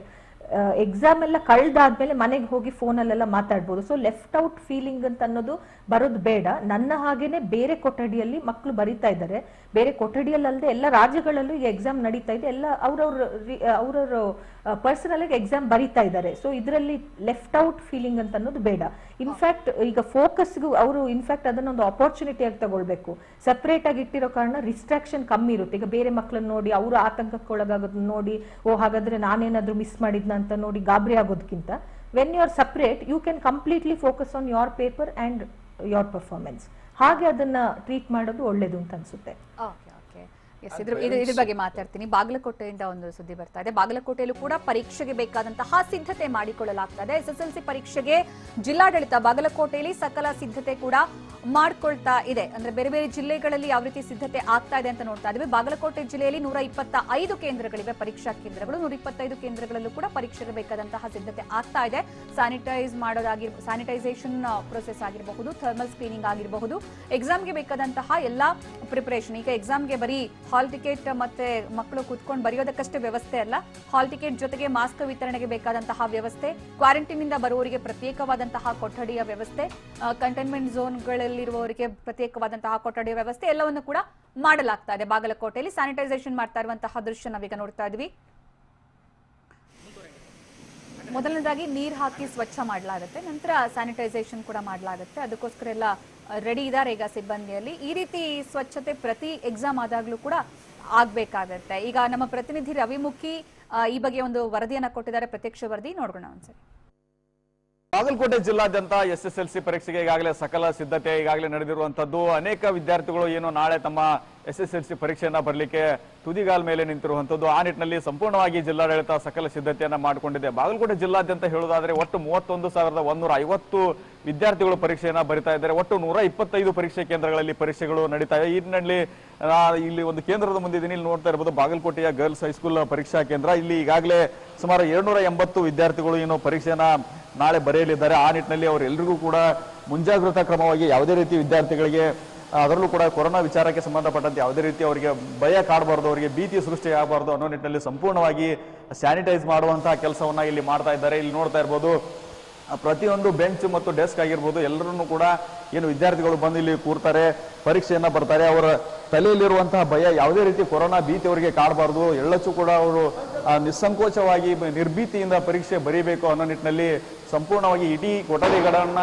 ಈಗಾಗಲೇ ಇವರು ಸ್ಯಾನಿಟೈಸ್ ಮಾಡ್ತಾ ಇರುವಂತದ್ದು. ಅಂದ್ರೆ 280 ಜನರು ಏನು ವಿದ್ಯಾರ್ಥಿಗಳಿದ್ರು ಎಲ್ಲರೂ ಕೂಡ ಒಂದೊಂದು ಕೊಠಡಿಯಲ್ಲಿ ಸುಮಾರು 20 ಜನ ವಿದ್ಯಾರ್ಥಿಗಳಿರ್ತಾರೆ. ಅವರೆಲ್ಲರಿಗೂ ಕೂಡ ಅನುಕೂಲಕರವಾಗಲಿ ಮತ್ತು ಮುಂಜಾಗ್ರತಾ ಕ್ರಮವಾಗಿ ಸ್ಯಾನಿಟೈಸ್ ಮಾಡುವಂತಹ ಕೆಲಸವನ್ನ ಈಗಾಗಲೇ ಇಲ್ಲಿ ನೋಡ್ತಾ ಇರಬಹುದು. ಅದರ ಜೊತೆಗೆ ಏನು ನಾಳೆ ಪರೀಕ್ಷೆಯನ್ನು ಆರಂಭವಾಗ್ತದೆ, ಆ ಹಿನ್ನೆಲೆಯಲ್ಲಿ ಬಂದಂತ ವಿದ್ಯಾರ್ಥಿಗಳಿಗೆ ಯಾವುದೇ ರೀತಿ ತೊಂದರೆ ಆಗಬಾರ್ದು ಅನ್ನೋ ನಿಟ್ಟಿನಲ್ಲಿ ಹಾಲ್ ಟಿಕೆಟ್ ನಂಬರ್ಗಳನ್ನು ಕೂಡ ಈಗಾಗಲೇ ಬೆಂಚ್ ಮೇಲೆ ಬರೆದಿರುವುದನ್ನು ಕೂಡ ನಾವು ಗಮನಿಸ್ತಾ ಇರ್ಬೋದು. ಅಂದ್ರೇನೆ 1 ದಿನ 2 ದಿನ ಮುಂಚೆನೆ ಈ ನಂಬರ್ಗಳನ್ನ ಹಾಕಿ ಆ ನಂಬರ್ಗಳನ್ನ ಅವರು ಬಂದು ಈಗಾಗಲೇ ವಿದ್ಯಾರ್ಥಿಗಳು ಕೂಡ ನೋಡ್ಕೊಂಡು ಹೋಗಿರುವಂತಹ ಕೆಲಸವನ್ನ ಮಾಡ್ತಾ ಇದ್ದಾರೆ. ಅದ್ರ ಜೊತೆಗೆ ಬರುವಂತಹ ವಿದ್ಯಾರ್ಥಿಗಳಿಗೆ ಎಲ್ರಿಗೂ ಕೂಡ ಏನು ಮಾಸ್ಕ್ ಅನ್ನ ಕೊಡುವುದು ಕೂಡ ಕಡ್ಡಾಯ ಮಾಡಿದ್ದಾರೆ. ಮಾಸ್ಕ್ ಒಂದು ವೇಳೆ ವಿದ್ಯಾರ್ಥಿಗಳು ಈಗಾಗಲೇ ಮಾಸ್ಕ್ ಮನೆಯಿಂದ ತರದಿದ್ರೆ ಅವರಿಗೆ ಪರೀಕ್ಷಾ ಕೇಂದ್ರದಲ್ಲೇ ಮಾಸ್ಕ್ ಕೊಡುವಂತಹ ಕೆಲಸವನ್ನು ಕೂಡ ಮಾಡಲಾಗ್ತಾ ಇದೆ ಅನ್ನೋ ಮಾತನ್ನ ಇಲ್ಲಿನ ಸಿಬ್ಬಂದಿಗಳು ಹೇಳ್ತಾ ಇದ್ದಾರೆ. ಒಟ್ಟಿನಲ್ಲಿ ಹೇಳ್ಬೇಕಂತಂದ್ರೆ ಬಾಗಲಕೋಟೆ ಜಿಲ್ಲಾದ್ಯಂತ ಈಗಾಗಲೇ ಸುಮಾರು 125 ಕೇಂದ್ರಗಳಲ್ಲೂ ಕೂಡ ಸಂಪೂರ್ಣವಾಗಿ ಸ್ಯಾನಿಟೈಸ್ ಮಾಡುವಂತಹ ಕೆಲಸ ಈಗಾಗಲೇ ಬರದಿಂದ ನಡೀತಾ ಇದೆ. ಅದರ ಜೊತೆಗೆ ಈಗಾಗಲೇ ಕೆಲವೊಂದು ಕೇಂದ್ರಗಳಲ್ಲಿ ಈಗಾಗಲೇ ಸ್ಯಾನಿಟೈಸ್ ಮಾಡುವಂತ ಕೆಲಸವು ಕೂಡ ಸಂಪೂರ್ಣವಾಗಿ ಮುಗಿದಿದೆ ಅಂತಾನೆ ಹೇಳೋದು. ಒಟ್ಟಿನಲ್ಲಿ ಜೊತೆಗೆ ಪ್ರಮುಖವಾಗಿ ಗಮನಿಸಬೇಕಾದಂತಹ ವಿಚಾರ ಅಂತಂದ್ರೆ ಪ್ರತಿಯೊಂದು ಪರೀಕ್ಷಾ ಕೇಂದ್ರದಲ್ಲೂ ಕೂಡ 2 ಪ್ರತ್ಯೇಕ ಕೊಠಡಿಗಳನ್ನ ಮಾಡಿದ್ದಾರೆ. ಅಂದ್ರೆ ವಿದ್ಯಾರ್ಥಿಗಳಿಗೆ ಏನಾದರೂ ಕೊರೋನಾ ಶಂಕೆ ಬಂದಲ್ಲಿ ಅವ್ರನ್ನ ಪ್ರತ್ಯೇಕವಾಗಿ ಕೂರಿಸಿ ಪರೀಕ್ಷೆ ಬರೀಲಿಕ್ಕೆ ಅವಕಾಶ ಮಾಡಿಕೊಡುವಂತ ಕೆಲಸ. ಅದರ ಜೊತೆಗೆ ಬಂದಂತ ಪರೀಕ್ಷಾ ವಿದ್ಯಾರ್ಥಿಗಳಿಗೆ ಅವರಿಗೆ ಥರ್ಮಲ್ ಸ್ಕ್ಯಾನಿಂಗ್ ಆಗಿರ್ಬೋದು, ಸಾಮಾಜಿಕ ಅಂತರ ಕಾಪಾಡಿಕೊಳ್ಳುವುದು ಎಲ್ಲವೂ ಕೂಡ ಕಡ್ಡಾಯ ಮಾಡಲಾಗಿದೆ. ಒಟ್ಟಿನಲ್ಲಿ ಬಾಗಲಕೋಟೆ ಜಿಲ್ಲಾದ್ಯಂತ ಹೇಳೋದಾದ್ರೆ ಸಂಪೂರ್ಣವಾಗಿ ಸಕಲ ಸಿದ್ಧತೆಗೊಂಡಿರುವಂತದ್ದು ಪರೀಕ್ಷೆ ಬರೀಲಿಕ್ಕೆ. ಎಲ್ಲ ವಿದ್ಯಾರ್ಥಿಗಳು ನಿರ್ಭೀತಿಯಿಂದ ಪರೀಕ್ಷೆಗೆ ಹಾಜರಾಗಬಹುದಾಗಿದೆ. ಕ್ಯಾಮರಾಮನ್ ಬಾಬು ಜೊತೆ ರವಿಮುಖಿ, TV9 ಬಾಗಲಕೋಟೆ. ಇದು ಬಾಗಲಕೋಟೆಯ ಪರಿಸ್ಥಿತಿ. ಆದ್ರೆ ಇತ್ತ ಮಂಗಳೂರಲ್ಲಿ ಸೀಲ್ ಡೌನ್ ಆಗಿರುವಂತಹ ಏರಿಯಾ ಪಕ್ಕದಲ್ಲೇ ಪರೀಕ್ಷಾ ಕೇಂದ್ರ, ಸೀಲ್ ಆದಂತಹ ಪ್ರದೇಶಕ್ಕೆ ಹೊಂದಿಕೊಂಡಂತೆ ಇದೆ ಪರೀಕ್ಷಾ ಕೇಂದ್ರ ಮಂಗಳೂರಲ್ಲಿ. ದಕ್ಷಿಣ ಕನ್ನಡ ಜಿಲ್ಲಾಡಳಿತದ ಅಧಿಕಾರಿಗಳಿಂದ ಮಹಾ ಎಡವಟ್ಟಿದು. ವಿದ್ಯಾರ್ಥಿಗಳು, ಪೋಷಕರು ಈಗಾಗಲೇ ಆತಂಕದಲ್ಲಿ ಇದ್ದಾರೆ ಕೋವಿಡ್ ವಿಚಾರವಾಗಿ. ಆದ್ರೆ ಇಲ್ಲಿ ಪರೀಕ್ಷಾ ಕೇಂದ್ರವನ್ನೇ ಆ ರೀತಿ ಮಾಡಿದ್ರೆ, ಸೀಲ್ ಡೌನ್ ಆಗಿರುವಂತಹ ಪ್ರದೇಶಕ್ಕೆ ಅಂಟಿಕೊಂಡೇ ಇದ್ರೆ ಅಪಾಯದಲ್ಲಿರುವಂತಹ ಮಂಗಳೂರಿನ ಬಂದರಿನ ಪಕ್ಕ ಪರೀಕ್ಷಾ ಕೇಂದ್ರ ಇದೆ. ಸೀಲ್ ಡೌನ್ ಆದಂತಹ ರೊಸಾರಿಯೋ ಶಾಲೆಯಲ್ಲಿ ಪರೀಕ್ಷೆಗೆ ಸಿದ್ಧತೆ ನಡೆಸಲಾಗ್ತಾ ಇದೆ. ಬಂದರು ಮೀನುಗಾರಿಕಾ ಏರಿಯಾ ಸಂಪೂರ್ಣ ಸೀಲ್ ಡೌನ್ ಆಗಿದೆ ಕೋವಿಡ್-19 ಸೋಂಕಿನ ವಿಚಾರದಲ್ಲಿ. ಈಗ ಅದರ ಪಕ್ಕದಲ್ಲೇ ಪರೀಕ್ಷಾ ಕೇಂದ್ರ ಮಾಡಿದ್ರೆ ಅಲ್ಲಿ ಸೋಂಕು ಹರಡುವಂತಹ ಸಾಧ್ಯತೆ ಇರುತ್ತೆ. ಸೀಲ್ ಡೌನ್ ಆದಂತಹ ಪ್ರದೇಶದಲ್ಲಿ ಸಿಕ್ಕಾಪಟ್ಟೆ ಸೋಂಕು ಹರಡಿರುವಂತಹ ಸಾಧ್ಯತೆ ಇದೆ. ಈಗಾಗಲೇ ಈ ಬಗ್ಗೆನೇ ಆತಂಕ ಇದೆ. ಆದ್ರೆ ಇಲ್ಲಿ ಇನ್ನೊಂದು ಆತಂಕ ಸೃಷ್ಟಿ ಮಾಡ್ತಾ ಇದ್ದಾರೆ ಅಧಿಕಾರಿಗಳೇನಂದ್ರೆ ಅದಕ್ಕೆ ಹೊಂದಿಕೊಂಡಂತೆ ಪರೀಕ್ಷಾ ಕೇಂದ್ರವನ್ನ ನಿಗದಿ ಮಾಡಿದ್ದಾರೆ. ಇದು ಇಲ್ಲಿ ಆತಂಕ. ಈ ರೀತಿ ಮಾಡಬಾರ್ದು, ಸಚಿವರು ಕೂಡ ಹೇಳಿದ್ದಾರೆ TV9 ಜೊತೆ ಮಾತನಾಡ್ತಾ ಇರುವಂತಹ ಸಂದರ್ಭದಲ್ಲಿ. ಏನು ಗೈಡ್ಲೈನ್ಸ್ ಇದೆ, SOP ಏನಿದೆ ಅದನ್ನ ನೀಟಾಗಿ ಫಾಲೋ ಮಾಡಬೇಕಾಗುತ್ತೆ. ಅಲ್ಲಿ 200 ಮೀಟರ್ ವ್ಯಾಪ್ತಿಯಲ್ಲಿ ಯಾವುದೇ ರೀತಿ ಪರೀಕ್ಷಾ ಕೇಂದ್ರವನ್ನ ಇಡೋ ಹಾಗಿಲ್ಲ, ಸೀಲ್ ಡೌನ್ ಆಗಿರುವಂತಹ ಪ್ರದೇಶದ ಸುತ್ತಮುತ್ತ 200 ಮೀಟರ್ ವ್ಯಾಪ್ತಿಯಲ್ಲಿ. ಆದ್ರೆ ಇಲ್ಲಿ ಅದನ್ನ ಫಾಲೋ ಮಾಡಲಾಗ್ತಾ ಇಲ್ಲ ಮಂಗಳೂರಲ್ಲಿ. ಇದು ಈಗ ಆತಂಕಕ್ಕೆ ಕಾರಣ ಆಗಿರೋದು. ದಕ್ಷಿಣ ಕನ್ನಡ ಜಿಲ್ಲಾಡಳಿತದ ಅಧಿಕಾರಿಗಳು ಈ ರೀತಿಯ ಒಂದು ಮಹಾ ಎಡವಟ್ಟನ್ನ ಮಾಡಿದ್ದಾರೆ. ಯಾಕೆ ಇದನ್ನ ಎಚ್ಚರಿಸ್ತಾ ಇದೀವಿ ಅಂತಂದ್ರೆ ಇಲ್ಲಿ ಪೋಷಕರಿಗೆ ಕೂಡ ಆತಂಕ ಇರುತ್ತೆ, ಪರೀಕ್ಷೆ ಕಳಿಸೋದಕ್ಕೆ ವಿದ್ಯಾರ್ಥಿಗಳಿಗೂ ಕೂಡ ಆತಂಕ ಇರುತ್ತೆ. ಅಷ್ಟೇ ಅಲ್ಲ, ಪರೀಕ್ಷೆ ಮುಗಿಸಿ ಬಂದ ಮೇಲೆ ಅವ್ರು ನಿರಾತಂಕವಾಗಿ ಜೀವನ ಕಳಿಬೇಕು. COVID-19 ಅನ್ನು ಅಂಟಿಸ್ಕೊಂಡು ಪರೀಕ್ಷೆ ಬರೆದು ಬಂದೆ ಅನ್ನುವ ರೀತಿಯಲ್ಲಿ ಆಗ್ಬಾರ್ದು. ಆ ರೀತಿ ಒಂದು ಕಳಂಕ ಆಗದೆ ಇರೋ ತರ ಅಥವಾ ಸಮಸ್ಯೆ ಆಗದೆ ಇರೋ ತರ ಅಧಿಕಾರಿಗಳು ವ್ಯವಸ್ಥೆಯನ್ನ ಮಾಡಬೇಕಾಗುತ್ತೆ. ಈ ನಿಟ್ಟಿನಲ್ಲಿ ಮಂಗಳೂರಲ್ಲಿ ಕಂಡು ಬರ್ತಾ ಇರುವಂತಹ ದೃಶ್ಯ ಏನಿದೆ, ಇದು ಈಗ ಪರೀಕ್ಷಾ ಸೆಂಟರ್ನ ದೃಶ್ಯ. ಇದು ಎಲ್ಲಿಗೆ ಅಂಟಿಕೊಂಡಂತಿದೆ, ಹೊಂದಿಕೊಂಡಂತಿದೆ ಅಂತಂದ್ರೆ ಸೀಲ್ ಡೌನ್ ಆಗಿರುವಂತಹ ಮೀನುಗಾರಿಕಾ ಬಂದರು ಪ್ರದೇಶ ಏನಿದೆ ಅದಕ್ಕೆ ಅಂಟಿಕೊಂಡಂತೆ ಇದೆ. ಹೀಗಾಗಿ ಅಪಾಯದಲ್ಲಿರುವಂತಹ ಪ್ರದೇಶಕ್ಕೆ ಹೊಂದಿಕೊಂಡೇ ಈ ಪರೀಕ್ಷಾ ಸೆಂಟರ್ ಇದ್ರೆ ವಿದ್ಯಾರ್ಥಿಗಳ ಕತೆ ಏನು? ಈಗಾಗಲೇ ಸಚಿವರು ಕೂಡ ಈ ಬಗ್ಗೆ ಎಚ್ಚರಿಕೆಯನ್ನ ಕೊಟ್ಟಿದ್ದಾರೆ. SOP ಕೂಡ ಇದೆ, ಅದನ್ನ ಫಾಲೋ ಮಾಡಲಾಗ್ತಾ ಇಲ್ವಾ ಹಾಗಾದ್ರೆ? ಈ ಬಗ್ಗೆ ಹೆಚ್ಚಿನ ಮಾಹಿತಿ ನೀಡ್ತಾರೆ ನಮ್ಮ ಪ್ರತಿನಿಧಿ ಪೃಥ್ವಿರಾಜ್. ಈಗ ಈಗಾಗಲೇ ಮಾನದಂಡ ಇದೆ, ಗೈಡ್ಲೈನ್ಸ್ ಇದೆ, ಈ ರೀತಿ ಮಾಡೋ ಹಾಗಿಲ್ಲ ಅಂತ. ಆದ್ರೂ ಕೂಡ ಯಾಕೆ ದಕ್ಷಿಣ ಕನ್ನಡ ಜಿಲ್ಲಾಡಳಿತ ಈ ರೀತಿಯ ಕೆಲಸ ಮಾಡ್ತಾ ಇದೆ? ಖಂಡಿತ ಸುಕನ್ಯಾ, ಇಲ್ಲಿ ನಿನ್ನೆ ಸಂಜೆ ತಾನೇ ಸೀಲ್ ಡೌನ್ ಆಗಿರೋ ಅಂತದ್ದು. ಅಂದ್ರೆ ಬಂದರು ಮೀನುಗಾರಿಕಾ ಪ್ರದೇಶ ಮತ್ತೆ ಹೊಯ್ಗೆ ಬಜಾರ್ ಎರಡು ಪ್ರದೇಶಗಳು ಸೀಲ್ ಡೌನ್ ಆಗಿದ್ದು. ಸೊ ಎರಡು ಪ್ರದೇಶಗಳ ಮಧ್ಯಭಾಗದಲ್ಲಿ ಬರುವಂತದ್ದು ಇದು ರೊಸಾರಿಯೋ ಒಂದು ಶಾಲಾ ಆವರಣ ಏನಿದೆ. ಸೊ ಇಲ್ಲಿ ಈಗ ಪರೀಕ್ಷಾ ಸೆಂಟರ್ ಅನ್ನ ಮಾಡಿರೋ ಅಂತದ್ದು. ಮತ್ತೆ ನಿನ್ನೆ ಸೀಲ್ ಡೌನ್ ಆದ್ರೂ ಕೂಡ ಇವತ್ತು ಮುಂದುವರಿತಾ ಇದೆ. ಅಂದ್ರೆ ನಾಳೆಗೆ ಎಲ್ಲಾ ಸಿದ್ಧತೆಗಳು ಮುಂದುವರಿತಾ ಇದೆ. ಎಲ್ಲಾ ಶಿಕ್ಷಣಾಧಿಕಾರಿಗಳು, ಸಿಬ್ಬಂದಿಗಳು ಎಲ್ಲರೂ ಕೂಡ ಬಂದು ಇಲ್ಲಿ ಎಲ್ಲಾ ರೀತಿಯ ವ್ಯವಸ್ಥೆಯನ್ನ ಮಾಡ್ತಾ ಇದ್ದಾರೆ. ಇಲ್ಲಿಗೆ ಹಲವಾರು ಸಾಕಷ್ಟು ಜನರು ಇದೇ ಸುತ್ತಮುತ್ತ ಇರುವಂತಹ ವಿದ್ಯಾರ್ಥಿಗಳು ಬರ್ತಾರೆ, ಹೊರಗಡೆಯವರು ಬರ್ತಾರೆ. ಸೊ ಇಲ್ಲಿ ನಿನ್ನೆ ಸೀಲ್ ಡೌನ್ ಮಾಡಿರೋ ಉದ್ದೇಶ ಏನಂತ ಹೇಳಿದ್ರೆ, ಇಲ್ಲಿ ತುಂಬಾ ಜನರಿಗೆ ಕೊರೋನಾ ಸೋಂಕು ಹರಡಿರುವಂತಹ ಸಾಧ್ಯತೆಗಳಿದೆ. ಇದರ ವ್ಯಾಪ್ತಿ ತುಂಬಾ ದೊಡ್ಡದಿದೆ. ಅದಕ್ಕೋಸ್ಕರ ಇಡೀ ಏರಿಯಾವನ್ನ ಸೀಲ್ ಡೌನ್ ಮಾಡಿರೋಂಥದ್ದು. ಯಾಕೆಂತ ಹೇಳಿದ್ರೆ ಇತ್ತೀಚೆಗೆ ಕೇವಲ ಮನೆಗಳನ್ನ ಮಾತ್ರ ಸೀಲ್ ಡೌನ್ ಮಾಡ್ತಾ ಇದ್ರು, ಆದ್ರೆ ಈಗ ಏರಿಯಾವನ್ನೇ ಸೀಲ್ ಡೌನ್ ಮಾಡಿದ್ದಾರೆ ಅಂತ ಹೇಳಿದ್ರೆ ಇದರ ಗಂಭೀರತೆ ಎಷ್ಟಿದೆ ಅನ್ನೋದನ್ನ ನಾವು ತಿಳ್ಕೊಳ್ಬಹುದಾಗಿದೆ. ಸೊ ಇಲ್ಲಿ ಈ ಒಂದು ಗಂಭೀರ ಪರಿಸ್ಥಿತಿಯಲ್ಲೂ ಕೂಡ ಈ ಒಂದು ಸೆಂಟರ್ ಅನ್ನ ಮಿಡ್ಲಲ್ಲಿ ಮಾಡಿರೋ ಅಂತದ್ದು. ರೊಸಾರಿಯೋ ಏನು ಶಿಕ್ಷಣ ಸಂಸ್ಥೆ ಬರುವಂತದ್ದು, ಹೊಯ್ಗೆ ಬಜಾರ್ ಮತ್ತೆ ಬಂದರು ಮಿಡ್ಲಲ್ಲಿ ಬರುವಂತದ್ದು. ಸೊ ಇಲ್ಲಿ ಸಾಕಷ್ಟು ಅಪಾಯ ಇದೆ, ಸಾಕಷ್ಟು ಸೋಂಕು ಹರಡುವ ಸಾಧ್ಯತೆಗಳೇ, ಸುತ್ತಮುತ್ತ ತುಂಬಾ ಸೋಂಕಿತರು ಇರುವಂತಹ ಶಂಕೆ ಇದೆ. ಸೊ ಇಲ್ಲಿ ನಾಳೆ ವಿದ್ಯಾರ್ಥಿಗಳು, SSLC ವಿದ್ಯಾರ್ಥಿಗಳು ಪರೀಕ್ಷೆಯನ್ನ ಬರೆದ್ರೆ ಅದೆಷ್ಟು ಸೇಫ್ ಅನ್ನೋದು ಈಗ ಎಲ್ಲರನ್ನು ಕಾಡ್ತಾ ಇರೋ ಪ್ರಶ್ನೆ. ಈ ಬಗ್ಗೆ ಜಿಲ್ಲಾಡಳಿತ ಯಾವ ರೀತಿ ಕ್ರಮ ಹೇಳುತ್ತೆ ನೋಡ್ಬೇಕಾಗಿದೆ. ಸುಕನ್ಯಾ, ಧನ್ಯವಾದ ಮಾಹಿತಿಗಾಗಿ. ಡಾಕ್ಟರ್ ಸುಹಾಸಿನಿ ಅವರೇ, ಕೊನೆಯದಾಗಿ ಈಗ ಈ ಒಟ್ಟಾರೆ ಈ ಪರಿಸ್ಥಿತಿಯ ಅವಲೋಕನ ಮಾಡಿದ್ವಿ, ಯಾವ ರೀತಿ ಇದೆ ಅನ್ನುವಂತಹ ವಿಚಾರವಾಗಿ ಕೊನೆಯದಾಗಿ ಸಂಕ್ಷಿಪ್ತವಾಗಿ ವಿದ್ಯಾರ್ಥಿಗಳಿಗೆ, ಪೋಷಕರಿಗೆ, ಮೇಲ್ವಿಚಾರಕರಿಗೆ ಎಲ್ರಿಗೂ ಕೂಡ ಒಂದು ಮಾನಸಿಕವಾಗಿ ಧೈರ್ಯವನ್ನ ಕೊಡುವಂತಹ ವಿಚಾರ ಹೇಳೋದಾದ್ರೆ?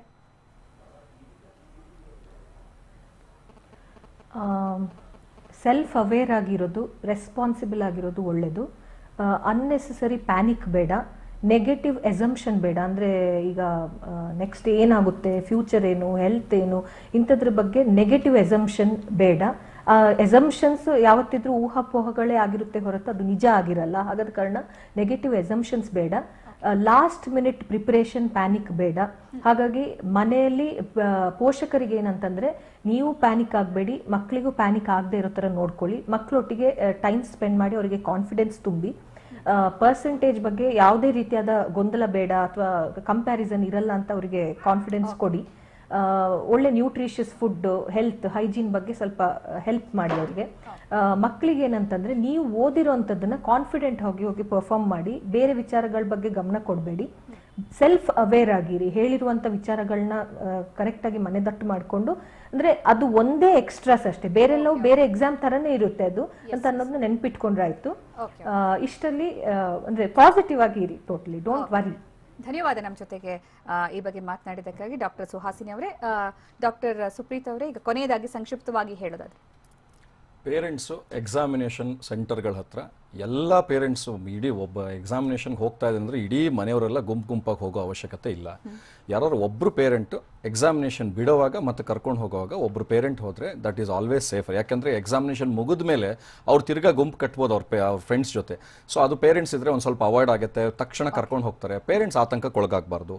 ಮತ್ತು ಸ್ಟೂಡೆಂಟ್ಸು, ಈ ಸ್ಟೂಡೆಂಟ್ಸ್ಗೆ ಏನು ಹೇಳಬೇಕು ಅಂತ, ಜೊತೆಗೆ ಸ್ಟೂಡೆಂಟ್ಸ್ ಏನು ಎಕ್ಸಾಮಿನೇಷನ್ ಸೆಂಟ್ರಿಗೆ ಹೋದಾಗ ಅಲ್ಲಿ ಎಕ್ಸಾಮಿನೇಷನ್ ಸೆಂಟರ್ನಲ್ಲಿರುವಂಥ ಇನ್ವಿಜಿಲೇಟರ್ಸು ಮತ್ತು ಯಾರು ಚೀಫ್ ಸೂಪರಿಂಟೆಂಡೆಂಟ್ ಇದ್ದಾರೆ, ಸ್ವಲ್ಪ ಆ ಮಕ್ಕಳಿಗೆ ಪಾಸಿಟಿವ್ ಆಗಿ ಮಾತಾಡಿದ್ರೆ ತುಂಬ ಒಳ್ಳೆಯದು. ಬಂದು ಕೂಡಲೇ ನಿನಗೆ ಜ್ವರ ಇದೆಯಾ, ನೋಡ್ಕೊಂಡು ಯಾಕೆ ಬರಲಿಲ್ಲ ನೀನು, ಹೀಗೆಲ್ಲ ಜೋರು ಮಾಡಿಬಿಡಿ ದಯವಿಟ್ಟು. ಮಕ್ಕಳಿಗೆ ತಕ್ಷಣವೇ they may get offended. And ಮತ್ತೆ ತಕ್ಷಣ ಅವ್ರು ಏನೋ ಓದಿರೋದೆಲ್ಲ ಒಂದೇ ಸರ್ತಿ ಮರ್ತೋಗೋಂತ ಪರಿಸ್ಥಿತಿ ಆಗಬಾರ್ದು. It also comes as a harassment to the students. Containment zone ಇಂದ ಬರೋ ವಿದ್ಯಾರ್ಥಿಗಳನ್ನ ಕೂಡ ಅವ್ರಿಗೆ ಅದಾಗಬಾರ್ದು. ಮತ್ತೆ ಮಕ್ಕಳು ಏನು ಯೋಚನೆ ಮಾಡಬೇಡಿ, ಘನಾತ್ಮಕವಾಗಿ ಯೋಚನೆ ಮಾಡಿ, ಥಿಂಕ್ ಪಾಸಿಟಿವ್ಲಿ. ಫಸ್ಟ್ ಕ್ಲಾಸ್ ಆಗಿ ಎಕ್ಸಾಮ್ ಬರೀರಿ, ಒಳ್ಳೆ ರಿಸಲ್ಟ್ ಬರುತ್ತೆ. ಅದ್ರ ಬಗ್ಗೆ ಏನು ಯೋಚನೆ ಇಲ್ಲ. ಎಲ್ಲಾದ್ರೂ ಇರಿ, ಎಂತಾದ್ರೂ ಇರಿ, ನಿಮ್ ಬುದ್ಧಿ ನಿಮ್ ಕೈಲಿ ಇಟ್ಕೊಳ್ಳಿ. ಎಸ್ ವೀಣಾ ಅವರೇ, ಕೊನೆಯದಾಗಿ ಸಂಕ್ಷಿಪ್ತವಾಗಿ ಹೇಳಿದಾಗ ಅದೇ ಸೇಮ್ ಪಾಸಿಟಿವ್ ಥಿಂಕಿಂಗ್ ಅಲ್ಲಿ ಬನ್ನಿ. ಆಮೇಲೆ ಎಲ್ಲ ನಾರ್ಮ್ಸ್ ಫಾಲೋ ಮಾಡಿ. 10 ದಿವಸ 6 ಸಬ್ಜೆಕ್ಟ್ಸ್ ಏನು ಅಟೆಂಡ್ ಮಾಡ್ತೀರಾ ಅದೇ ಲೆವೆಲಲ್ಲಿ ಇರಿ. ಮನೆಗೆ ಹೋಗಿ ಮತ್ತೆ ಹೇಳಿದಾಗೆ ಅದನ್ನೇ ಡಿಸ್ಕಸ್ ಮಾಡಬೇಡಿ. ಮುಂಚಿತವಾಗಿ ಬಂದು ಇವಾಗ ಇನ್ನಷ್ಟು ನಾರ್ಮ್ಸ್ ಇರೋದ್ರಿಂದ ಅದನ್ನೆಲ್ಲ ಫಾಲೋ ಮಾಡೋಕ್ಕೆ ಮುಂಚಿತವಾಗಿ ಬನ್ನಿ. ವರ್ಷ ಅವರೇ, ಪೋಷಕರಾಗಿ ಕೊನೆಯದಾಗಿ ತಮ್ಮ ಅಭಿಪ್ರಾಯ? ಒಂದ್ಸರ್ತಿ 2 ಸತಿ ಅಷ್ಟೇ ಹೇಳಬೇಕು. ಅದೇ ಹೇಳ್ಬಿಟ್ರೆ ಮಕ್ಕಳು ಅಫೆಂಡ್ ಆಗ್ತಾರೆ. ಹೇಳ್ಬಿಟ್ಟು ಆಮೇಲೆ ಪಾಸಿಟಿವ್ ಆಗಿ ಹೋಗಿ give your best and come back ಅಂತ ಹೇಳೋದು. ಧನ್ಯವಾದ ಎಲ್ಲರೂ ಕೂಡ.